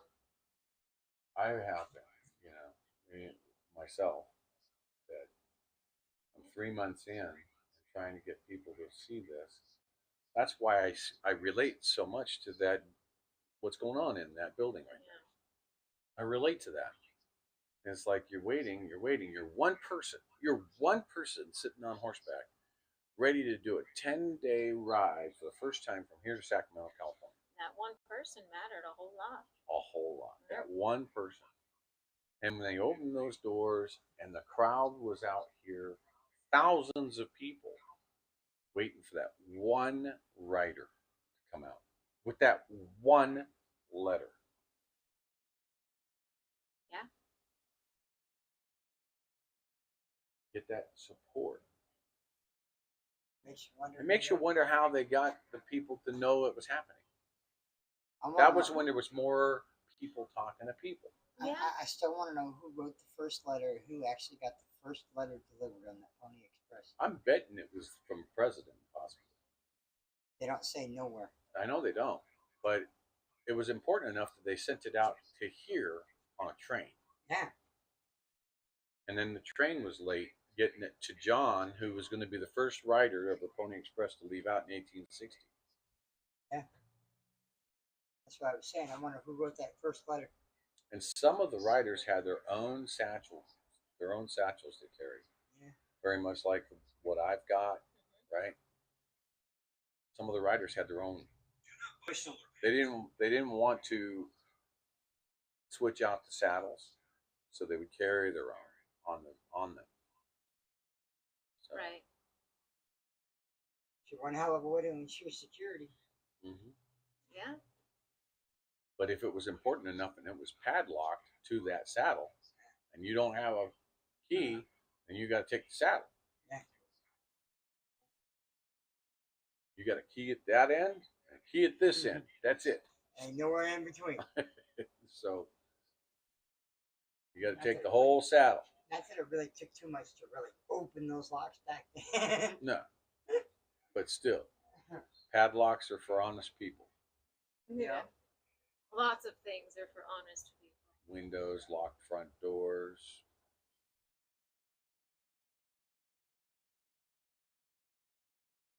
But just to think.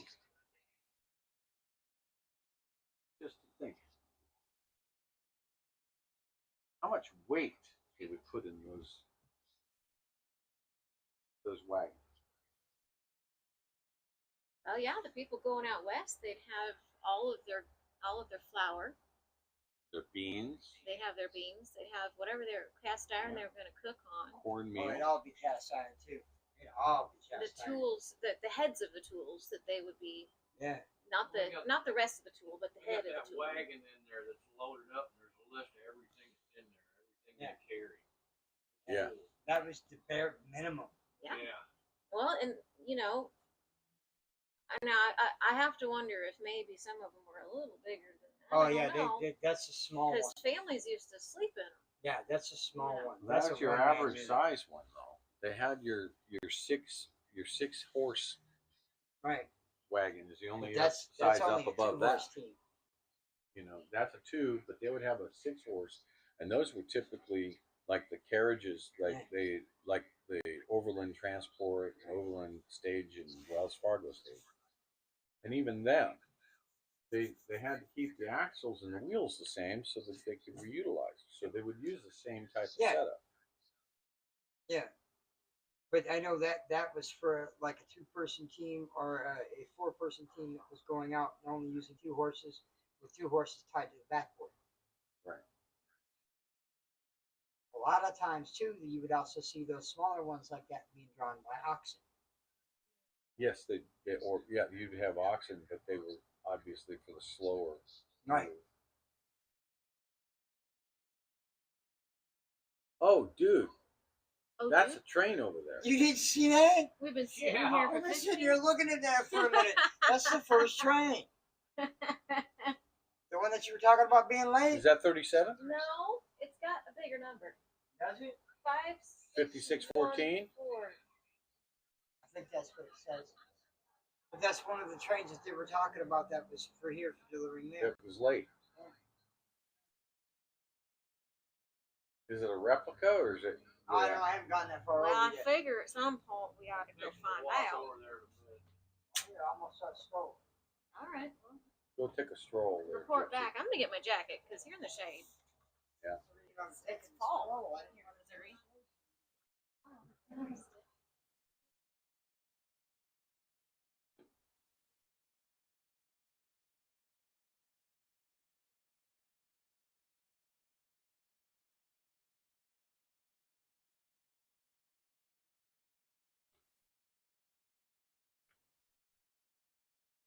Tell you, the one place I feel the running and stuff most is my feet and ankles.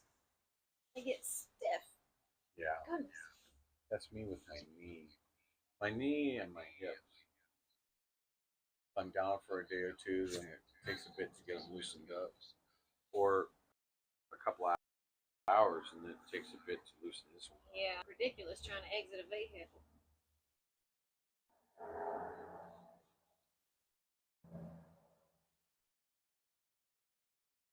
I'll be glad when the shoulder pain's gone. You're doing so much better though. Yeah. You were even holding the. That's the one you were holding the flag. Well, it with, was down, right? and I just had it sitting in my palm of my hand. But yesterday, if I tried to walk and even had a little bit of a swing, it would twinge. Yeah. Today, I didn't get that. Keep stretching it little by little. Yeah. Almost like I need a pull-up bar. Beachy. Oh, to Stretch it. Good. well. Pull it on up. Grab it and just start working it out. Yeah. For now, that'll do. Yeah.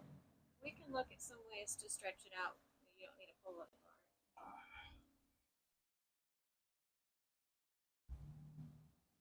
take it till I feel the pins and needles in my hand. Yeah, you kind of want to move it so it's just barely, you can feel it, and then hold it for a 10. Which is 10 what I was count? doing this morning. Yeah. Sitting there doing that before T came in. He said, "Hey, you might want to come out here." Then they're stretching this.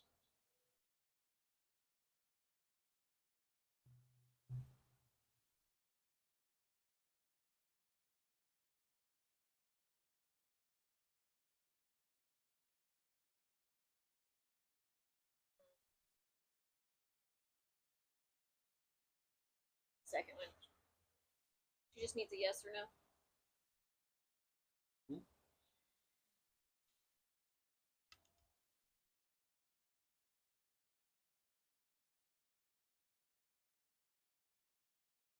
Yeah, anything that has the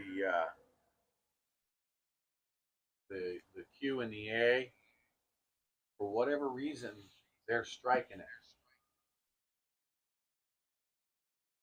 I know people that have gotten their accounts canceled because of it. There's nothing personal about it. We just can't. We got to be really careful because we're simulcasting across everything I've got. I don't want to lose any of it. I've already been down that road. I'm looking over there, but Mike's here. 10-4. Good buddy.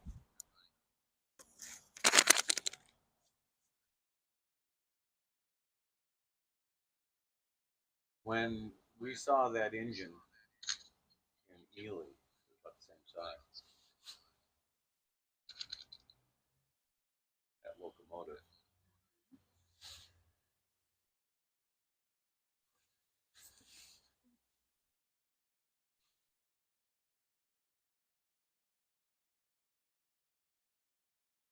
I'm going to say the tracks used to go through here someplace. That would make sense.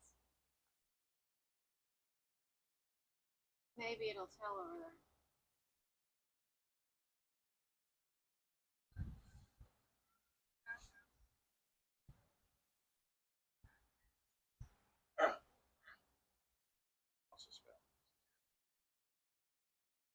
Magnesium.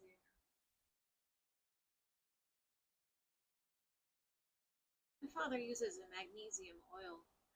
Yeah.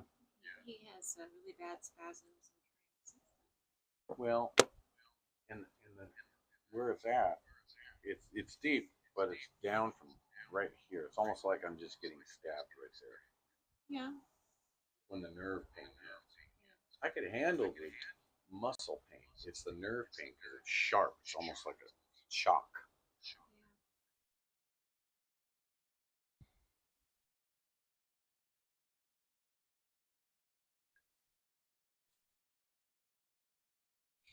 Does anybody have any questions while we're sitting here?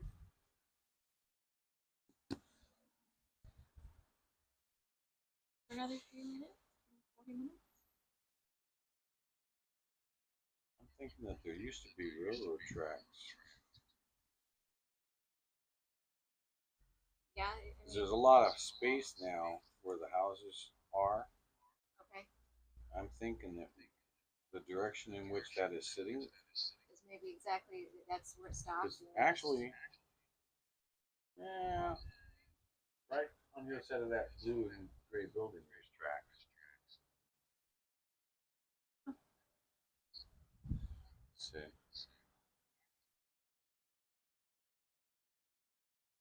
There could have been.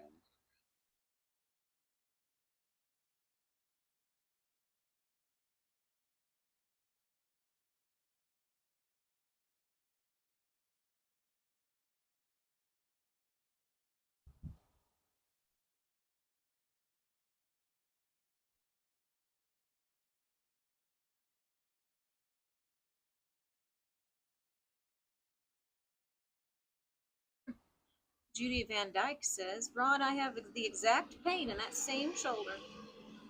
Well, that's a bummer, Judy. That is a bummer.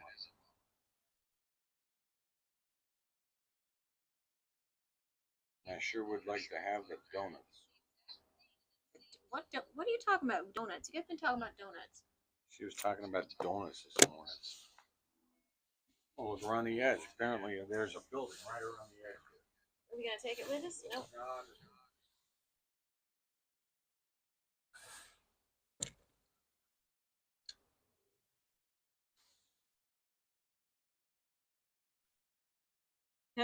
We're all we're all old. We hurt everywhere. Sometimes it seems like that, Mark. We're just one ache. Ugh.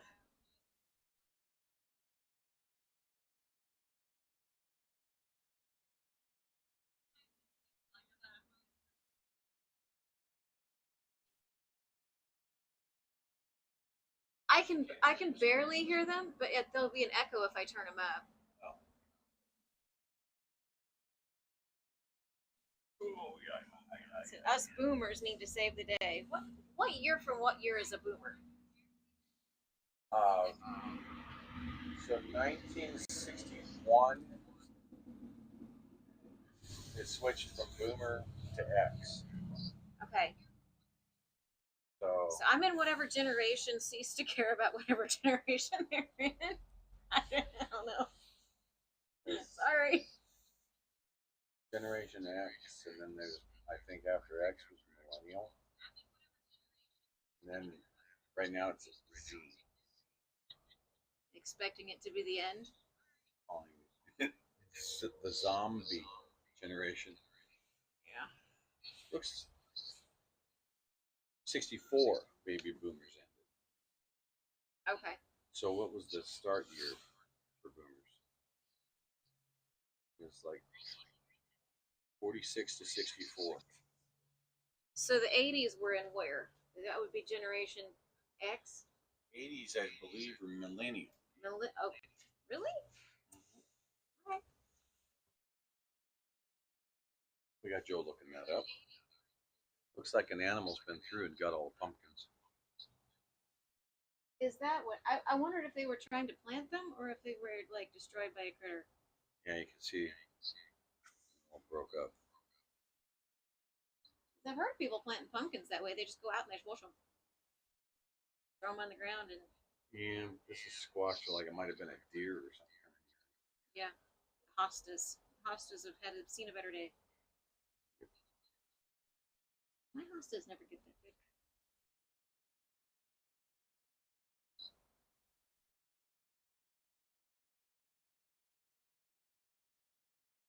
Judy's gonna get you Amish donuts for you when you come. Amish donuts? Dang. Coconut. Judy, you're making me hungry. I was hungry. I made dinner during when most people eat breakfast. And so now I'm just like, my body's like, hey.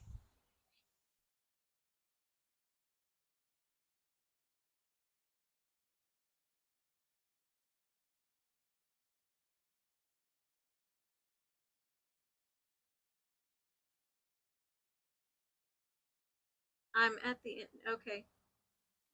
When we need respect for our elders. I mean, some of us folks in the 80s and 90s did, but I mean, maybe I should only speak for us homeschoolers. That's true.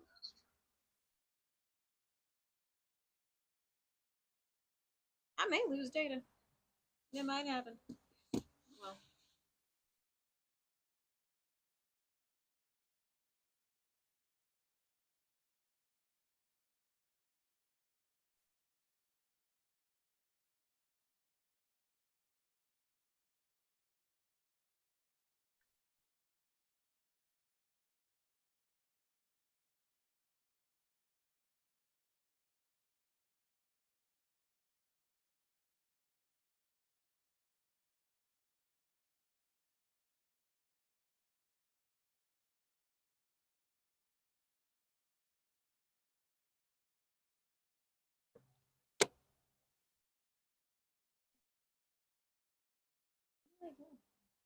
They are checking out that engine.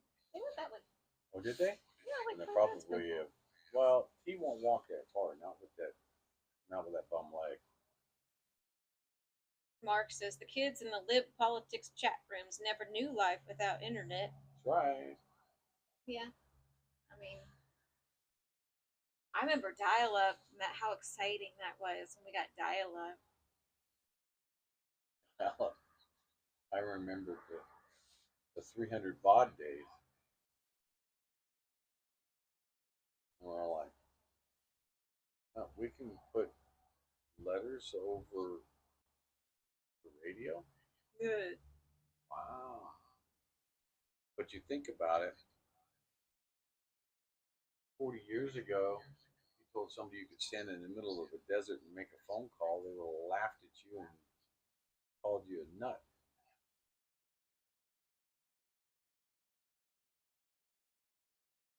I'm not sure we're any better for it.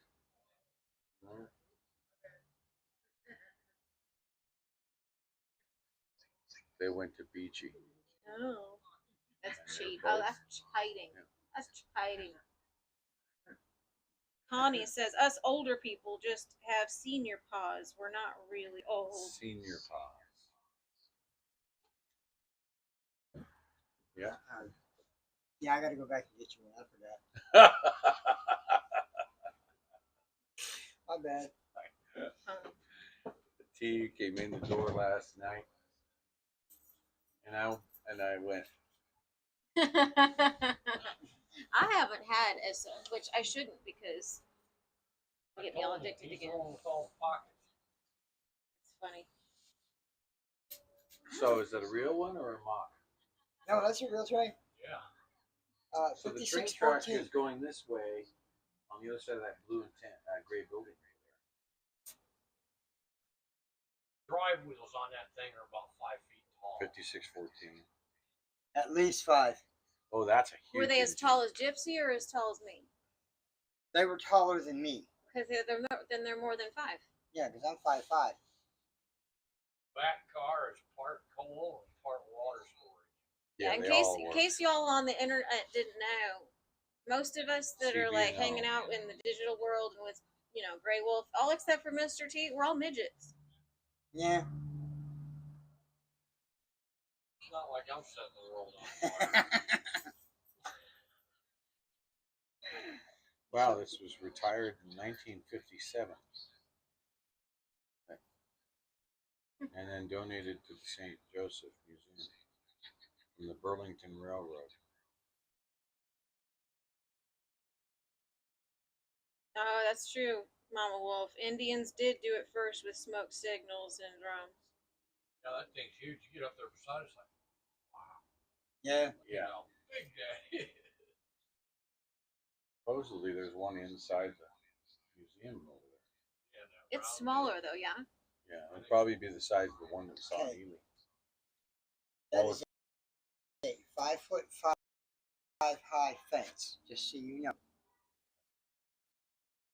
6 foot fence. 5'5".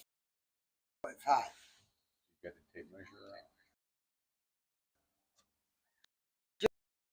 Just to make sure I got it right. Yes, I did. I used my own body. You're funny. What are you gonna do when you get older? I'm gonna get old. So is death. Doesn't mean I want to get old. Jeez. The older What you is get, it? the better you get, right? Well, you can age, but what is it? Age but never grow up. There we go.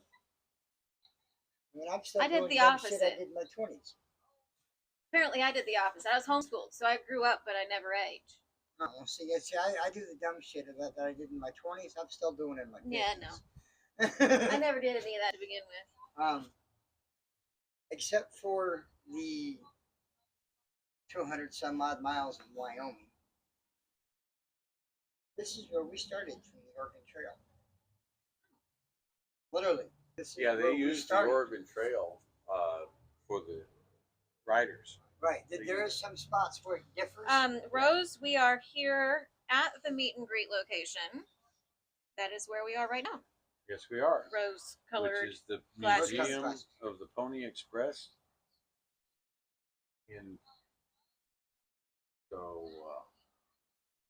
Yep, we're here. We are practicing camera angle, the most unflattering camera angle we can possibly point at a woman. That is what we are trying to do. I'm not even going to go to that set. We're trying to see how small we can make me look. Teaches me for growing up with 5 older sisters. Well, I don't see any flag holders up here, or I'd be able to put it in there.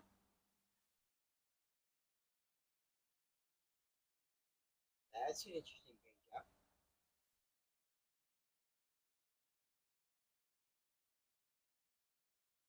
I was on that road up there in Big Green Oh, okay. when I got lost. I didn't get lost because that's 229. I looked at the map. Somewhere like another 10 or 11 miles to wherever the library is. I'm lost. I don't know what to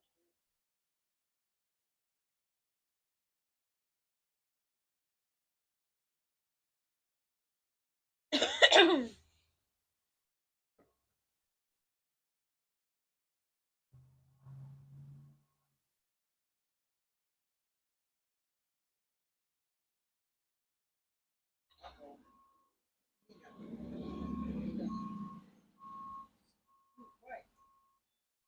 Listening to Mama.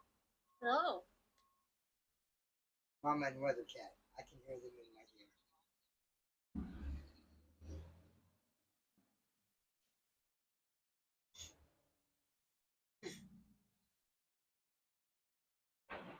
Every once in a while, they get me because I wasn't paying attention or something. And when I finally do pay attention, something just changed so many times that, yeah, you guys do it to me all the time. That's the reason why I stay out of it. I'll listen. There we go. I guess I don't keep up half the time with what you guys are doing. Yep. what's up, Zero?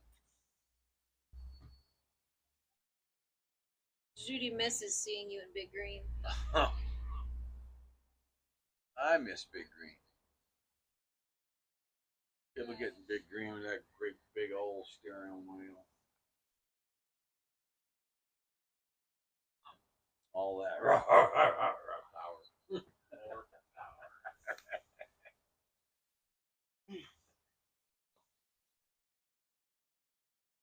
Good. You don't miss my camera vibration. Yeah.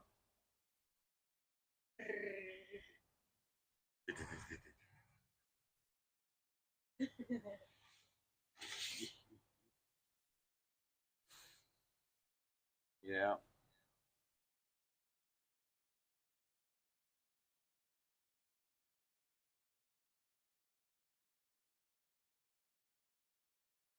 It just meant that it was more powerful. More vibration, the more power. Less the gas worse, mileage. or the worse the road. Road would be yuck.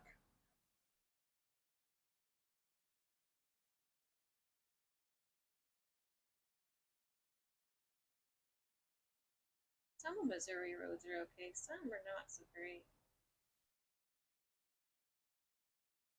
Where was it today? Oh, Pennsylvania. Keep those roads. Mark wants to hear about your trip to Washington, especially the House meeting that nobody got to see. Well, the House meeting is actually still up on the internet in an obscure little place over on Rumble. But on March 8th, I managed to get the nod to join the delegation to head to the Senate. We had about a 2 hour and 20-minute long time frame with senators. Then we went to lunch. This nice little cafe just across the street from the Capitol building. You would never think there would be a place there, but they didn't do too half bad. And then we walked over to the House meeting. Got to meet with House and the Judiciary Committee. Not the Judiciary, sorry, the Transportation Committee.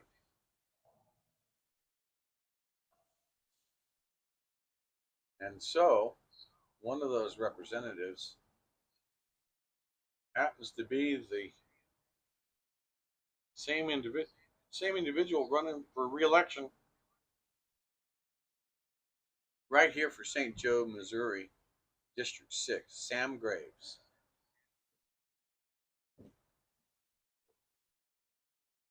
So, Sam, I'm back.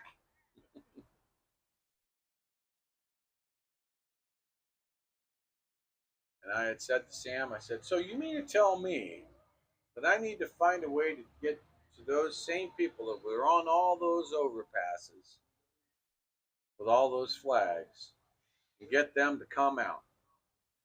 Because you know they weren't listening to the Alphabet Soup Media Group. I said, yep. And why am I calling Sam out right now? It's because Sam has not put his signature on discharge petition number 12.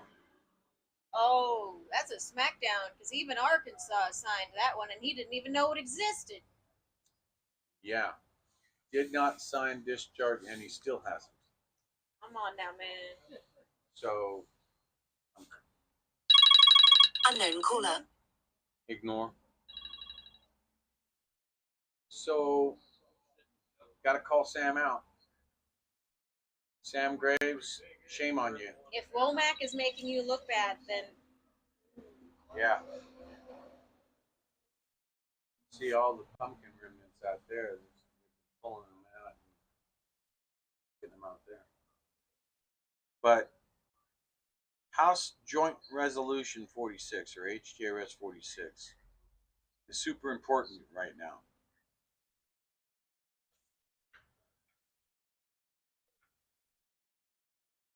Pelosi is not going to put that on the floor for a vote. not if Now, she can don't help break it. the museum stuff now, guys.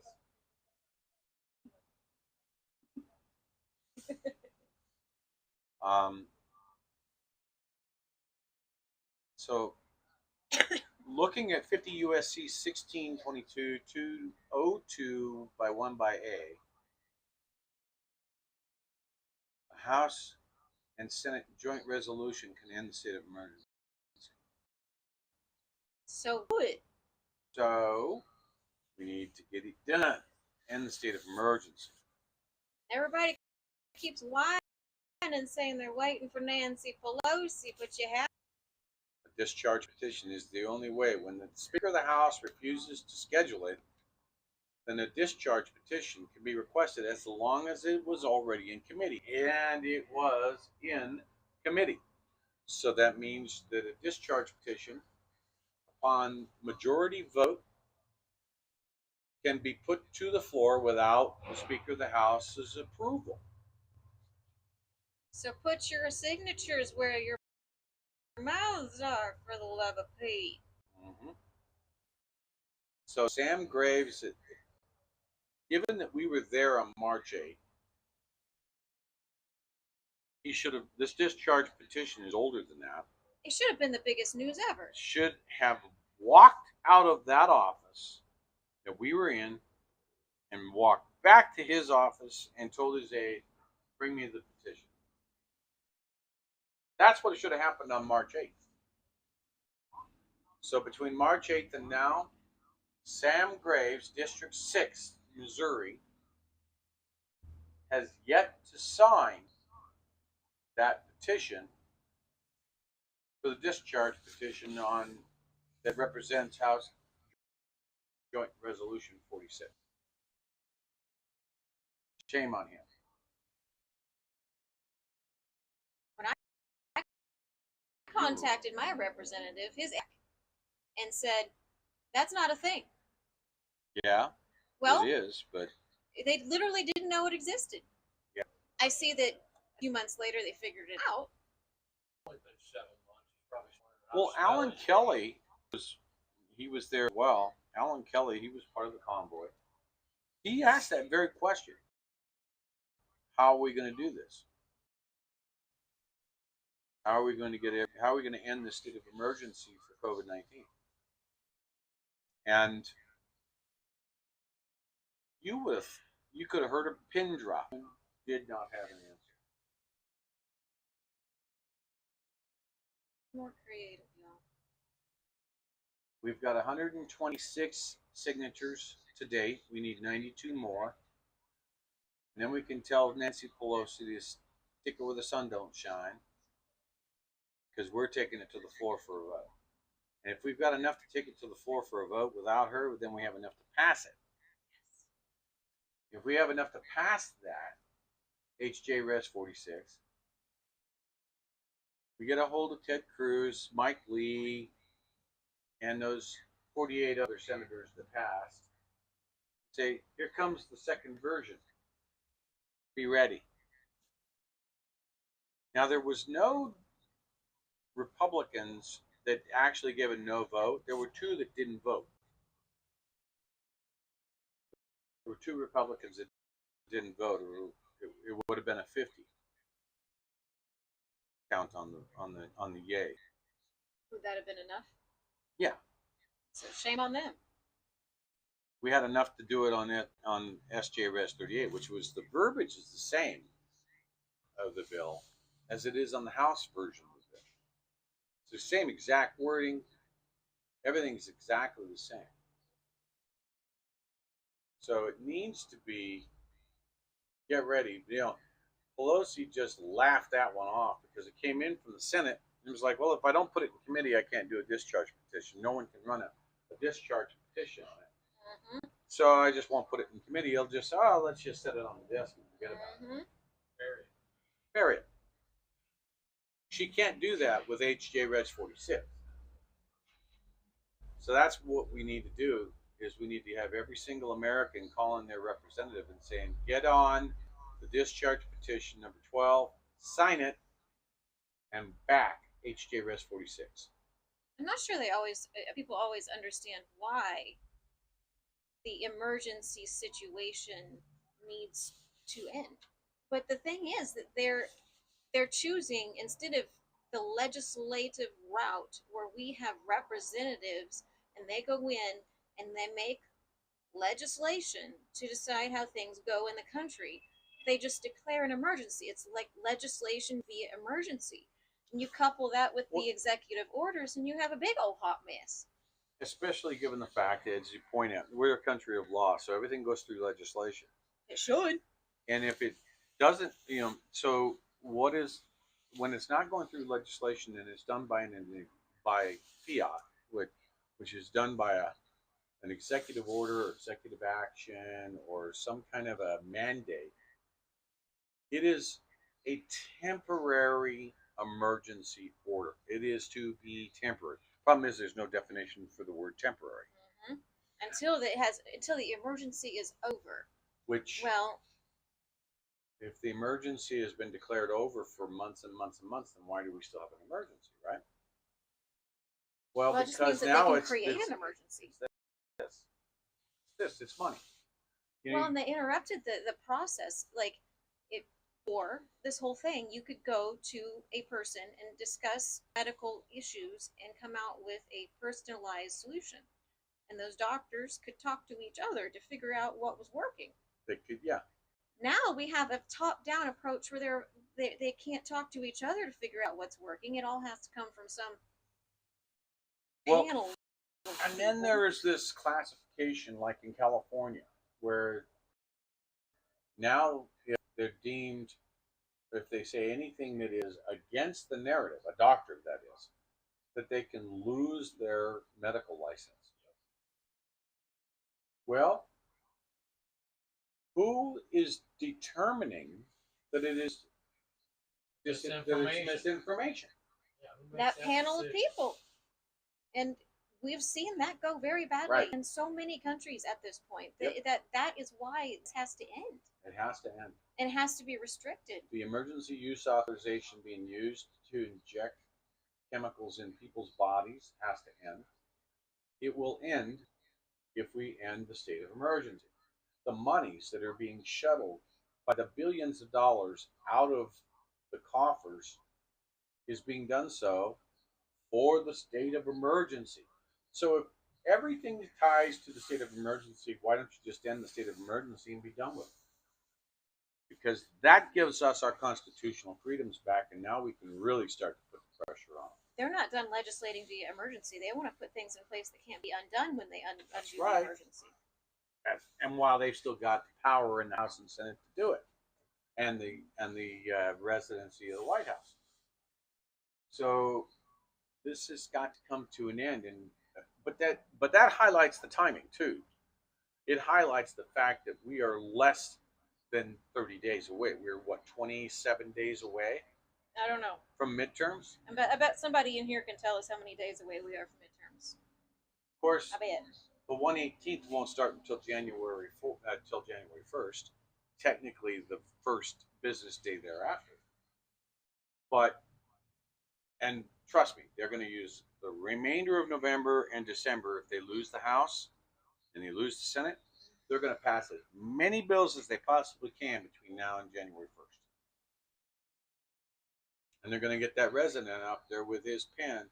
I don't know what I'm signing, but I'm signing it. Did you ever see Glenn Beck's? He did a whole special about executive orders and how they have evolved into the mess that they are. I haven't seen it. You should look that up because they were not intended to be. I mean, I see it in my head. They weren't ever designed to do this. They were designed. And both to sides of the benefit. aisle have done it. Yes, they Even have. everybody's most popular president has done it. Executive actions and executive orders were never designed to be made into a permanent solution to fix a problem. Or as Obama said, I have a pen and I have a phone. I can make it work. Excuse me. No. That's the most unconstitutional comment you could ever make. There's a reason we don't have a monarchy. It's so that we don't have these concentrations of power from people who are immune. That's right. Did you know the monarchy in England is still immune from a whole bunch of laws? They're immune, but they're also not in power. Right now, it's just token. Dumb. The token establishment. They've stripped them of the powers that the monarchy used to carry. That's right, Mark. They don't like it when we clog their phone lines, but that's why we got to do it, huh? Clog up their phone lines, clog up their fax machines, their email, and their postal box. Stack it full. See, representatives, there's a special class of people that it's okay to send them as much mail as you possibly want, and call them as much as you possibly want, and it's you know, unless you get mean about it, it's not harassment. That's right. It's not harassment if you just say, "Hey, I just want to follow up." I'm still waiting for your I response. just want to follow up. I'm still waiting for your response. Okay, and I don't want to see no canned response of blah blah blah blah blah. Those canned responses tick me off. I got one. Oh, he had there. What? Yeah, we really appreciate you contacting us about that. The way out of the pandemic is for you to do a certain thing. Yeah. Yeah. They're just out for themselves. We need people to start running for office, even if it's dog catcher. School boards, city councils, you name it. Start running for it. Because I guarantee you, other people are. And if you think about, if sometimes we really lack hope about how much our one voice matters. But if you think about the one voice at a time that certain groups of people have managed to place in your communities, saying things and doing things, then you understand how important. One voice or one action. Look at John in here on his horse getting ready to go out to deliver the first Pony Express letter. Mark says they answer every question with campaign talking points. Well, his letter was the opposite of what he would want from, yeah, it's the opposite of campaigning for me.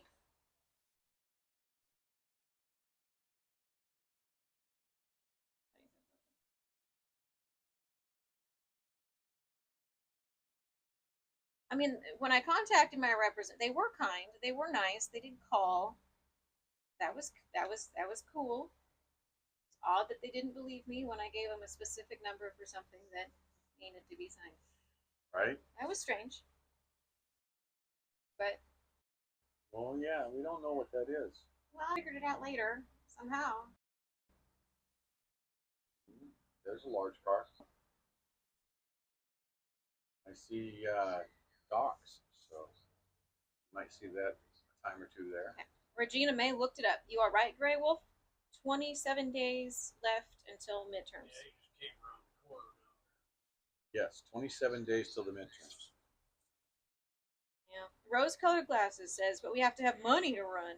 Most are doctors and lawyers have plenty of money. There is a congressman who won his seat in New Jersey, I believe. West Virginia, I believe. West Virginia, who ran and won with just $200. How did he do that? He got out there and he hit the streets. I live in District 27, Assembly District 27 in Nevada. And the demographics of Sun Valley, which is where I live, is where the population is.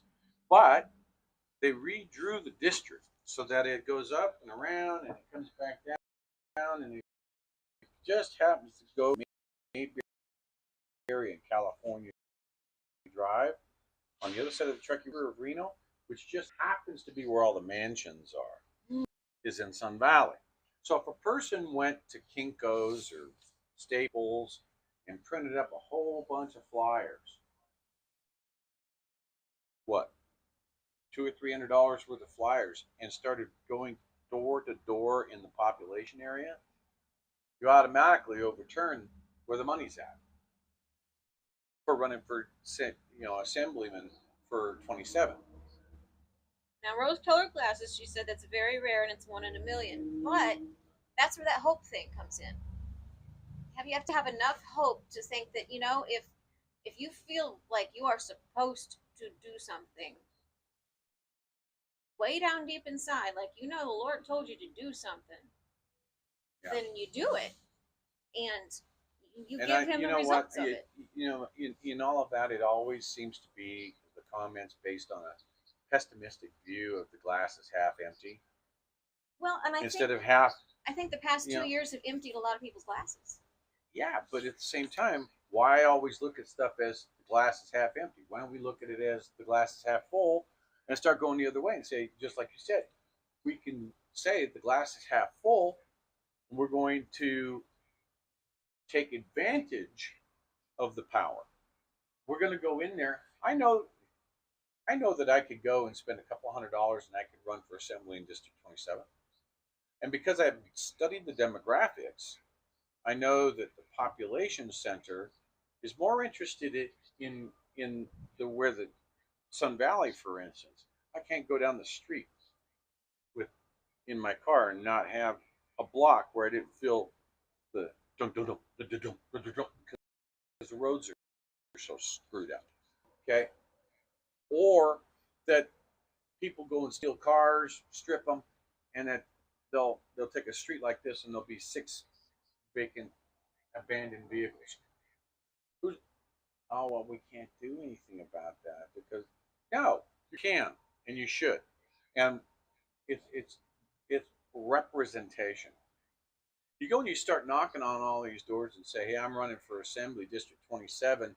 Here is a flyer about me. Do you have any questions?" Right. And you start talking to each and every person. You spent just a couple of months going through all the population zone. No matter how much money they throw at it from the rich district, they're going to have a problem when it comes to demographics. I think that the issue with people is that grassroots requires an element of risk and hope. It does. It requires you to put yourself out there. You have to be a risk taker. It's one of those things. Yeah, you might fail. Yeah. That's completely a possibility. But you also might find some folks who are like, I think you're one of us instead of one of them. And I think that we need one of us up there representing us instead of, they the politicians, the career politicians, and they the rich people representing everybody. I think I want you. Right. Because you understand where we're at. And that's the thing, it's like I feel I'm doing more representation of the American people than a lot of these representatives are that are sitting in DC. And not that I'm campaigning, but my campaign is to wake people up. So that they'll campaign. What's that? So they'll campaign. That's Go right. run for something. Not run, that you run for something. I mean, you make the Dos Equis guy look boring, so I mean, you have to top it off at some point with some sort of public service, right? Yeah, some kind of public service.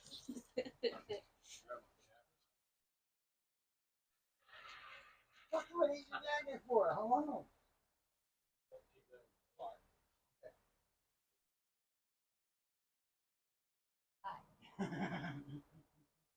But the thing is, rose-colored glasses. I understand that you can't quit your job to campaign like an attorney, but that's kind of still looking at what you can't do. What can you do? Bingo.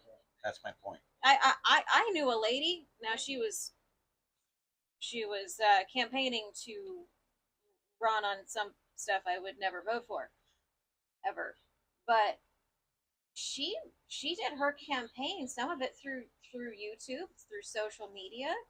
She went door to door. She walked around. She talked to people, and she made it. She made a difference. Now it wasn't quite the difference I was really looking for, but she did make a difference. Hi, beautiful. How are you? I'm all right.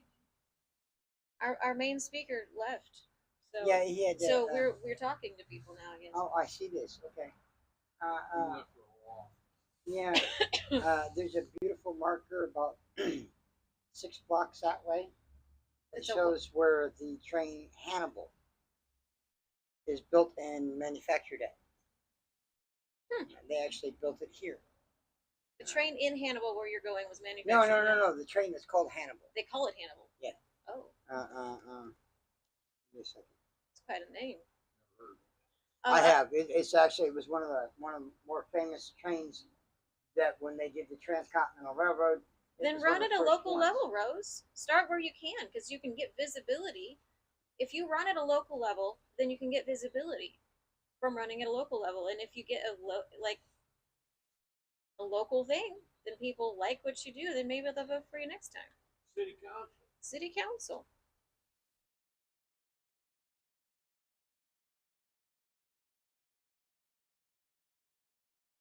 Yes, I know foreign countries like to funnel money, but what you need to do is try to help everybody understand that they have to think outside of what all the advertisement says.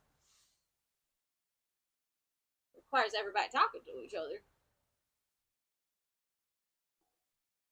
Y'all be nice. Talk to each other. That's what needs to happen. Hannibal and St. Joseph Railroad engine. The name of the engine was actually Missouri. Dedicated April 3rd, 1994 at 130 at the whatever Pony Express awareness anniversary by Frank something and something. Yeah, it's part of the Pony Express Trail Association. So it was the actual spot, I guess, where the train station was. That's neat. So you make a good scout. I say, yeah. Yeah. Recon. That's right, Giovanna. Think outside the box. Or just don't ever get in one. That's what I was thinking. Avoid boxes. They're entrapment. Yeah, you just, try not to climb in any boxes. Well, unless you're a feline about so big, in which case have a nut. Well, leave the boxes to the cats. Okay. That's it.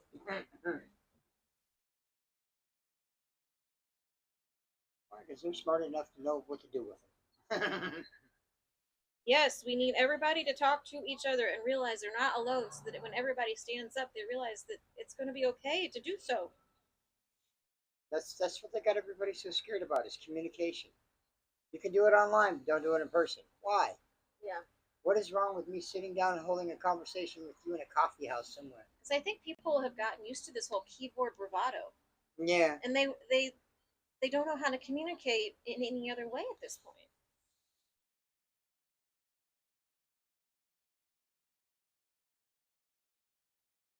Oh, I want pics. Oh, sorry. I'm talking to my sister who is in the Nevada desert. They bought two brand new firearms, both 9mm. One 6-hour, one Glock. Did they want YouTube knowing that? The entire world knows they got them because they went on Facebook and told the entire world that they got them. So it's one of those ones, but they're out in the Nevada desert where I'm not going to say, but they're out going out to go shooting for the day. Oh, that sounds like fun. Yeah, I said the same thing. And we've got several friends out in Colorado that have the facilities to manufacture their own firearms because that's what they do for a living. Is their gunsmiths and things that are going to meet them with them out there sometime this weekend and go shooting. That's a cool trade. That's why I knew some kids that were on that career path, like, you know, not in any like weird way, but like they really loved machining. Yeah, things, you know? got a good friend in Dorchester, Wisconsin. Taught me all the wonderful things on how to work a forge, and how to make metal sing and everything else. And it truly is an art form. It was a good summer, wonderful summer. So yeah, I can technically work in a forge as an apprentice. Not as far as I'm going to go with that one. If Regina, if you're already doing that, then high five. And you know, I had a boss once told us that, you know, if it doesn't apply, let it fly. You know, like don't worry about it. Get involved. That's the biggest thing. Get involved. Start at the community level, work your way up. Get involved. Get your neighbors involved. Get top and fix it. Because if you fix it locally, eventually it's going to make it down the way, all the way up to the top chain. And when it gets to the top chain, hey, we'll have all this right, and I ain't got nothing to do. You know, once upon a time they were trying to pass that 10 to 20 something everywhere. Oh man, you remember that thing? Kind of vaguely. Yeah. So my husband and I, we had a tiny community, and so we ran for that community, right? Yeah. And we were like the only tiny community in a huge area that did not accept Agenda 20, was it 20 something, 2021, 20 something? One of you probably know. Yeah, but we had to learn how to do it. But we ran at a tiny local level, you know, so that we could make that one difference in where we lived. And that's what it takes. That's where it starts. Everybody thinks that, because again, I was part of the TBC and everything all like that. Everybody thought we were there to fix the problem. And it's like, no, we were there to raise awareness to the problem so that you can start fixing it on the local level and work your way up. I mean, it's how our founding fathers did it to start with, too. Yeah, they went to the tea shops and the coffee shops, and they all sat down and they talked to each other. And it was open communication, open dialogue. Now, sometimes open dialogue does get a little bit messy. Well, when guns get drawn, yeah, it does. Or fists or whatever. Yeah, well, yeah. As Grey Wolf keep reminding me, resolution before revolution. You know, I think in some ways, social media and even YouTube is a little bit of a double-edged sword. Because can you imagine when they were founding the country, if they had all this social media and all of the YouTube and everybody watching every angle of this and that and the other? Like, they would have declared it over the first time anybody hit each other. Yeah, oh yeah. Like, they all went in a fist fight and they still managed to come out with a constitution. Yeah, I can't think of how many times I've read about scuffles inside the White House. People can't talk to each other face to face anymore because of social media. TikTok. That and TikTok. I've never been on the TikTok. I do that. I because of job. Hold on, I gotta specify because of job. Okay. That is one of those things I do have to keep up with because we use it when it comes to the selling of horses, Yeah. things like that. I So get it's quicker. It's run by the Chinese people. I don't care. If they want to come buy a horse for $5 million, I'll let them. Okay. Their money's their money. Sure. If they want to buy, horses instead of farmland, I'd be really okay with That's that. what I was saying. You want to come buy a horse for $2.55 million? All right, go ahead. You ain't buying the land the horse was raised on, but Mark calls them weapons of mass distraction. Yeah. yeah, Everybody wandering around with their phone in their face. Yeah. Like, land of zombies. They're all worried about a zombie apocalypse. It already happened. It doesn't work. They put out the pandemic, tell everybody you have to wear a mask, and if you talk to anybody, you're going to get sick, and that scared half the population to death. They're still stupid enough. That's another reason people don't talk to anybody anymore. You don't get within 8 feet of somebody because, God, you might make me sick. Yeah. yeah, there's nothing out there that can possibly help you or aid you or cure you. Oh, yeah. It's easier to control people when you don't have people talking to each other. Yeah. That's it. When you all wake up and realize that go find out who your neighbor next door is. Going on a walk, Yeah. going on like my community, Yeah. they're all active. It's like Yeah. they all walk around the neighborhood. And so they all meet each other, especially if they have dogs. Yeah. So if you want to meet people, go find a dog, adopt the dog, and go on a Find a walk. dog park. Just go Just get out. outside. Go meet somebody. I don't mean online. Hold on. Yeah. Those don't always go right. Unless, you've all read the horror stories on it. So. Oh. Go meet somebody face to face that you ain't never met. Just sit in a coffee shop somewhere. Just buy somebody a cup of coffee. Strike up a random conversation. That's where it starts. Yeah. That's where it starts.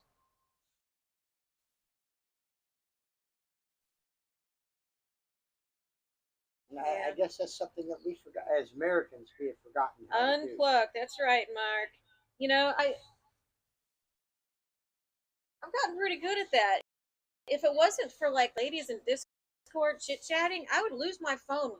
Like sometimes I'm like, where is my phone for hours? And then finally somebody will say something. I'll be like, oh. Now if I'm not in Discord, completely lose my phone for a day.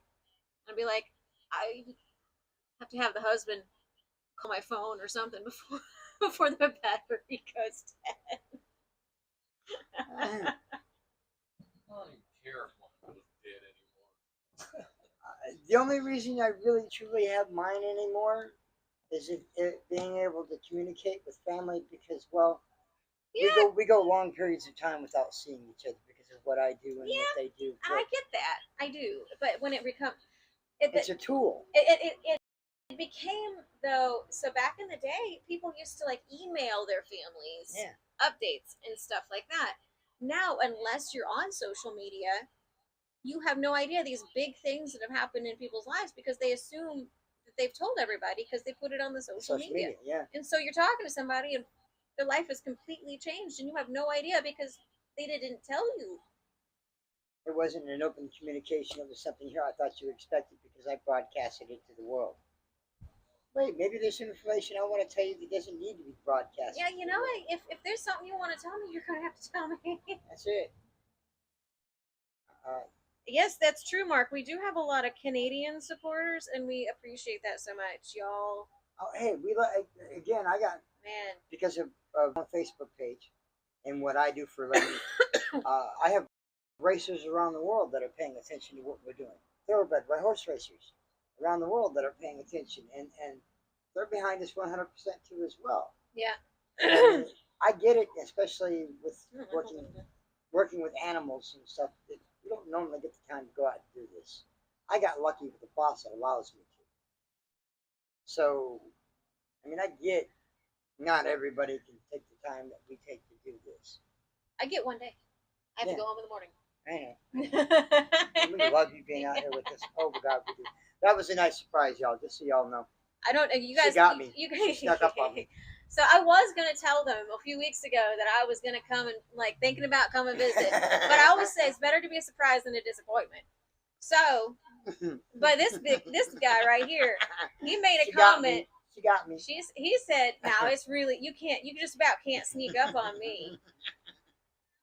First me sleeping. So I was like, "Oh, sweet." She got me, y'all. Just so you know, she got me. So the nice campground lady, she parked me right where the door to my tent and the door to the trailer that he sleeps in are facing each other. And so when he got out of the trailer this morning, there I was. Like, he still didn't see me. Anyway.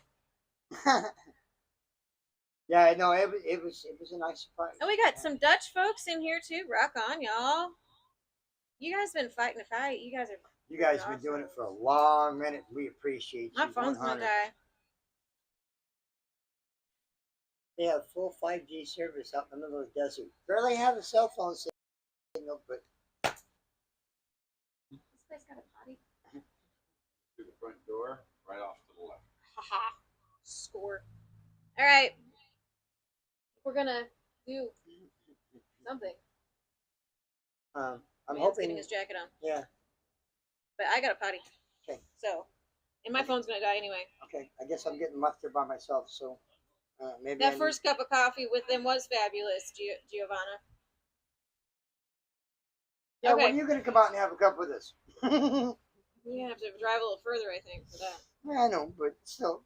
All right, I'll talk to y'all later. Cause my phone's gonna die. Hence the reason why I'm plugged in right now. Well, I guess I'm not trying to die. It's cheating. Yes, I know. Oh, yep. I'm sorry. I'll wait plug this way too. Okay. See, then I'll go and leave me again. Y'all go and leave. I see how y'all are. Just let me be here by myself. You'll be all right. I'll yourself from right here. What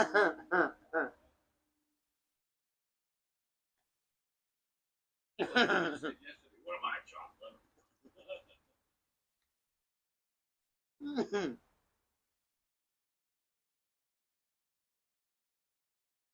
Yeah, pretty much.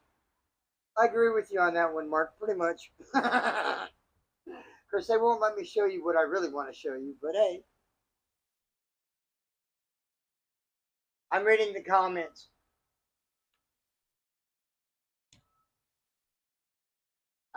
If you live in the state of Missouri, though,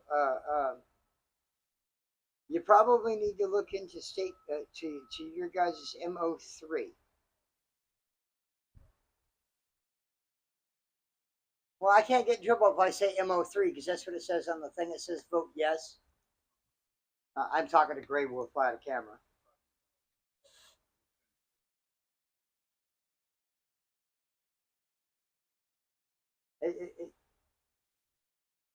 Really vote yes on that. I'm glad you guys got the medical side of it. Monetary wise, if you do the recreational, what it means for your state, the jobs, the money that can be dumped into education, the money that can be dumped into health care. Again, it causes you to get involved.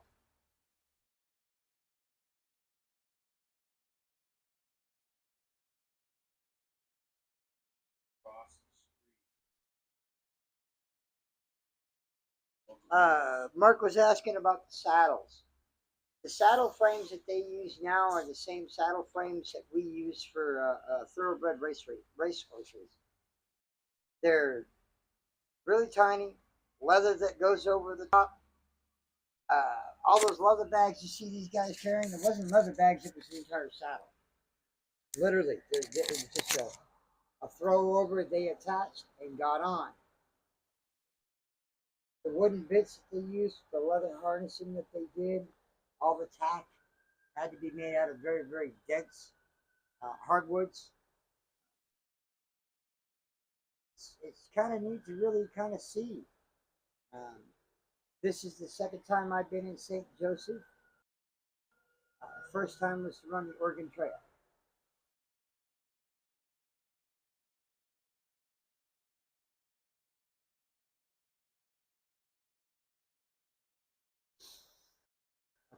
This is all you know. You're here.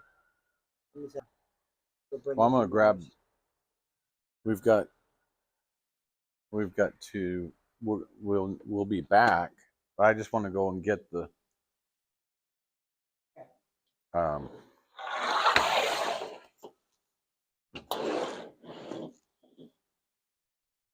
want to go get the steam engine. Oh, okay. I'm gonna go take.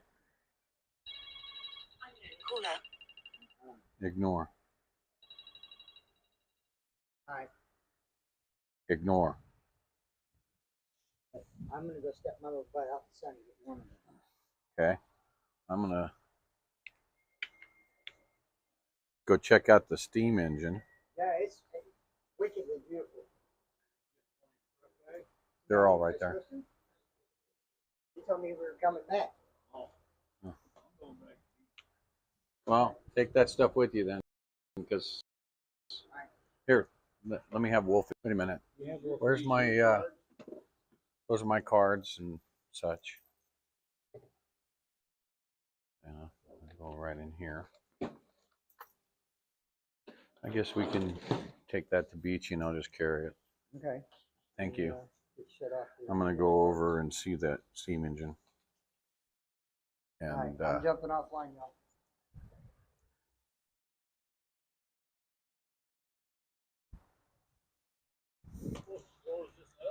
yeah, we'll close it up. Yes, we'll close it up.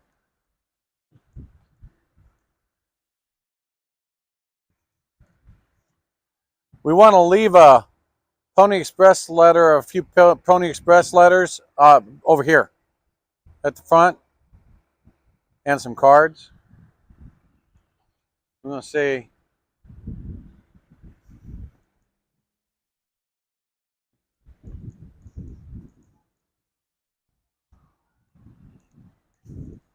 want to leave you some of those Pony Express letters if you don't mind.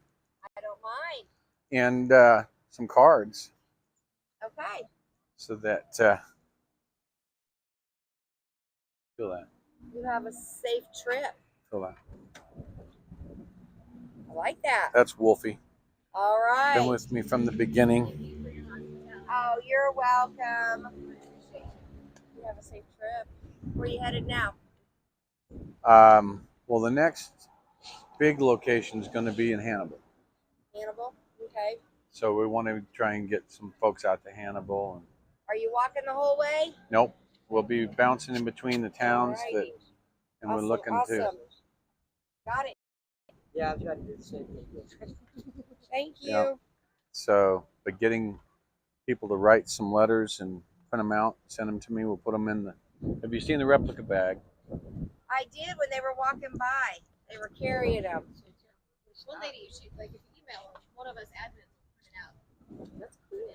Nice. So it spends time there. Okay.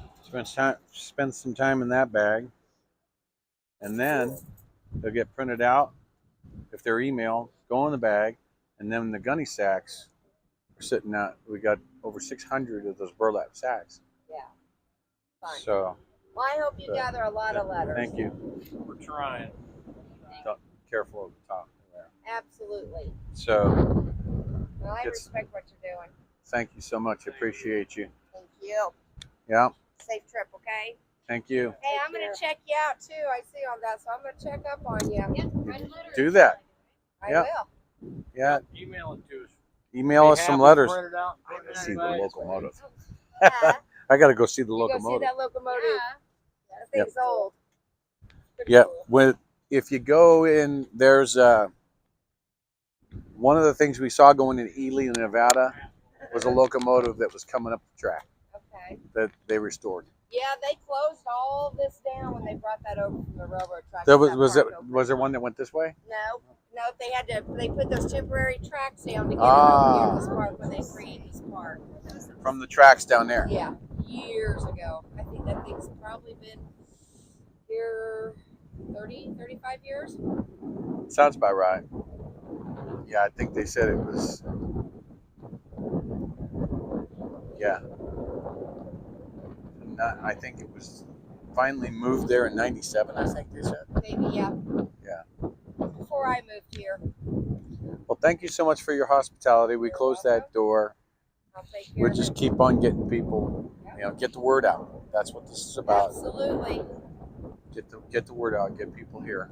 And get people to start supporting one way or the other. We'll be here a couple more days. So in town. You might see them nerding out on all of the museum stuff. That's fine. We got a lot of history here. We like to share it. I love it. Well, thank you I so love much. it. You're welcome. Thank you, guys. hon.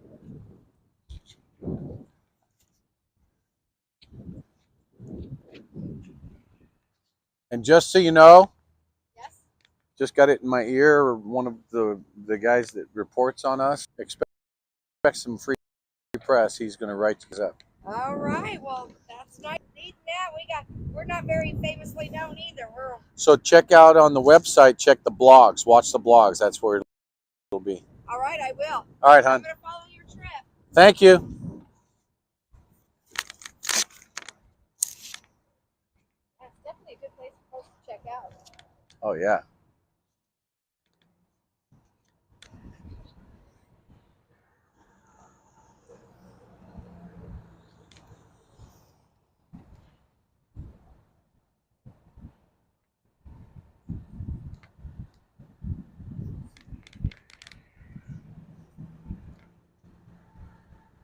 Can you imagine back in 1860 when he was getting ready to make the ride? Johnny Fry was getting ready to make the ride out of here. And this place would have been packed people waiting for him to make that ride. Back in the day, they didn't have so many other things to distract them. Yeah. Look at that thing.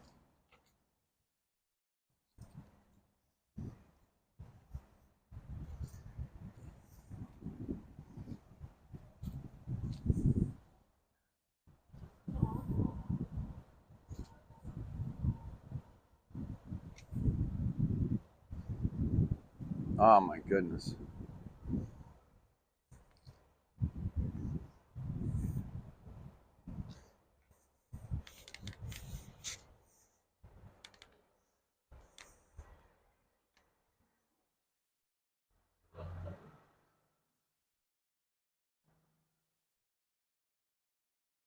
You think they're so small. Now, the thing of it is you look at the name on the truck down there.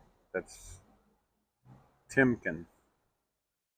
Timken still makes the bearings, more than likely the bearings you see in your own car axle. Make bearings.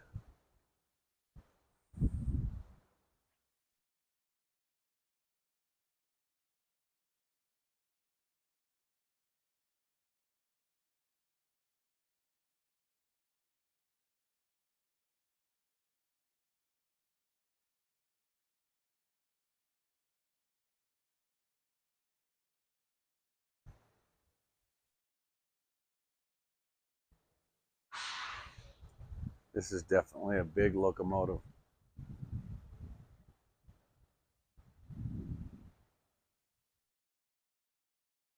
Yeah.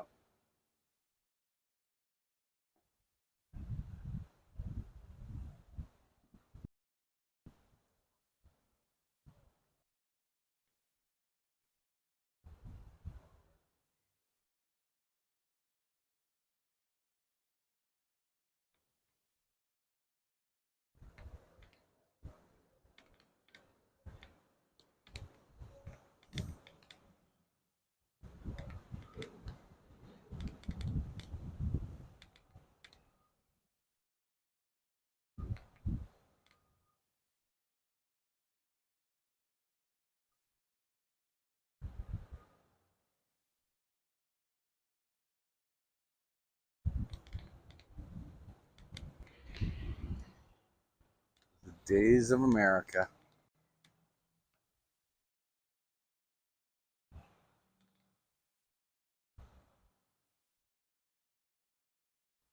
A lot of steel, iron.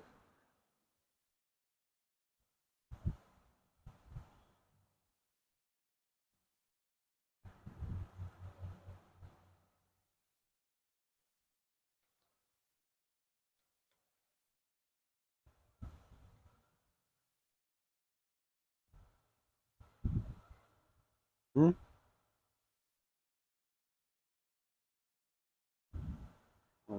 That's a step.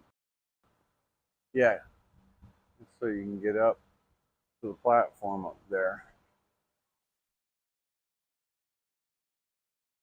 Imagine that.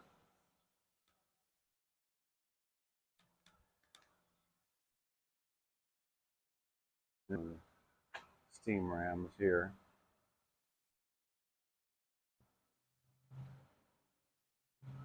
Wow.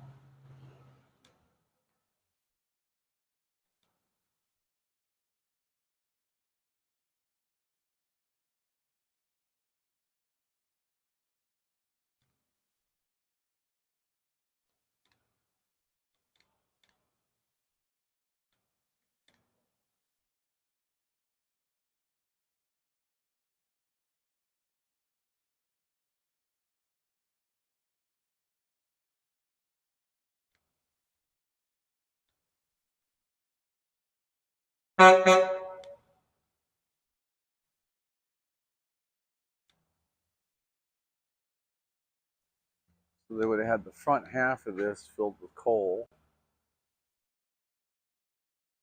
so they could shovel coal into the boiler. And the back half would have been water.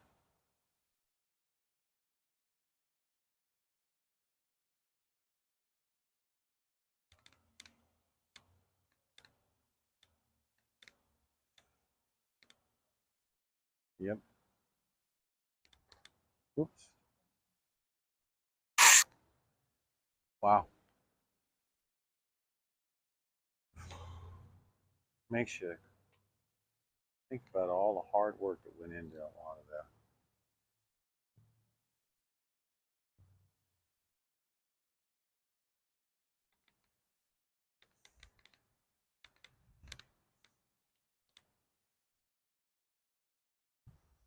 Well, they changed some of the concrete recently.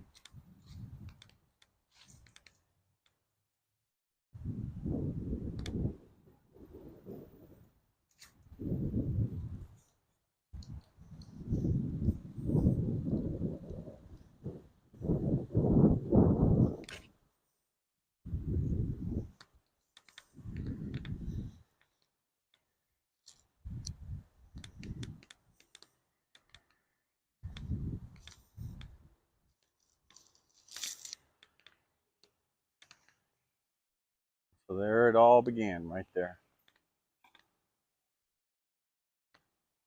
The original Pony Express stables.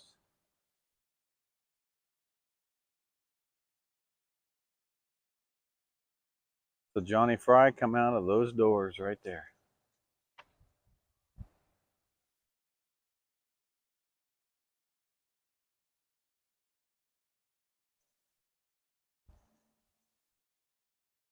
The very first Pony Express rider.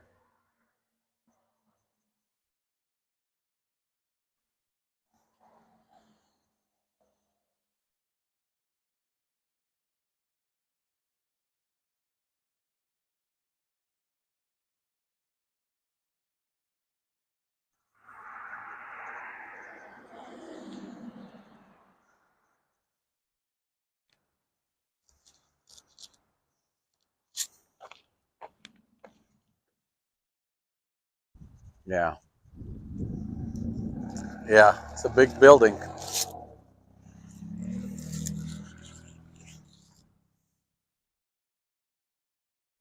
Well, you know that was a Pony Express rider right up front. You can tell from the saddle.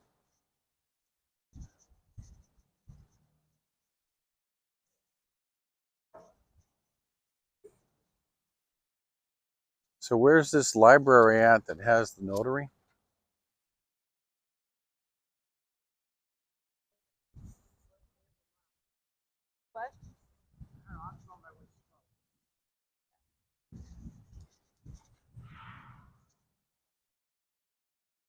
Very cool.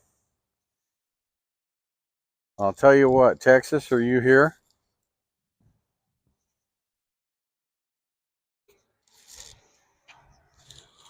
Why don't you go ahead and get ready to do the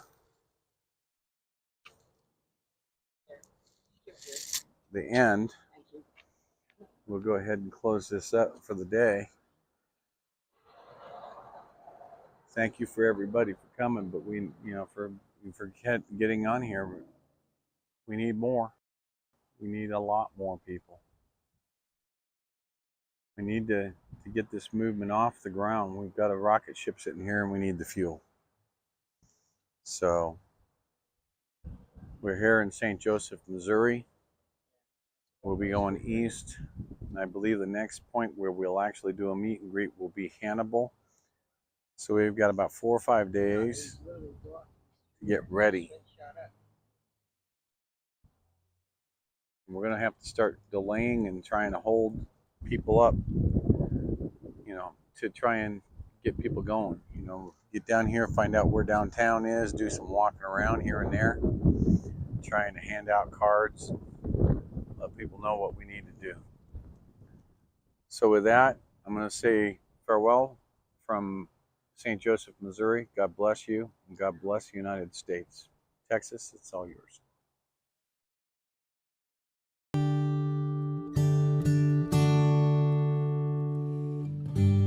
There's a cry of freedom sweeping around the world today. And here we have it all, life and liberty.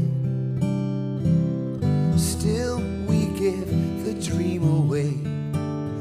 No more can we afford to stand around, set inside our ways.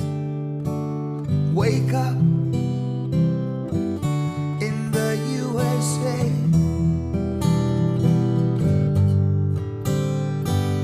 Wake up in the USA. Help others when you can. Respect your fellow man.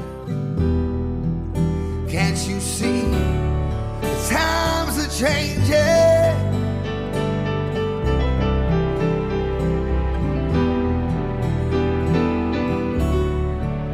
When priorities are wrong, we've got to stand up strong and rearrange them.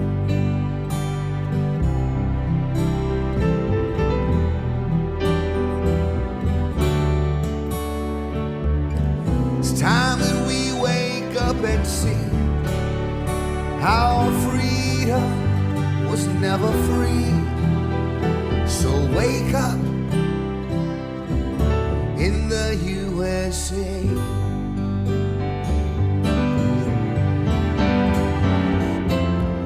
You know what you need to do.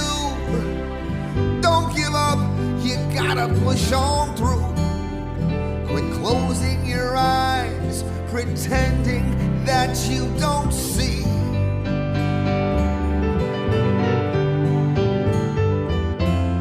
And if you think you'll just spectate, it's too late. We all live here together, from sea to shining sea. Now there's a cry of freedom sweeping around the USA. No one can take the sunlight or the breeze. No one can turn our blue skies gray. Now everybody join together with me as I pray. Wake up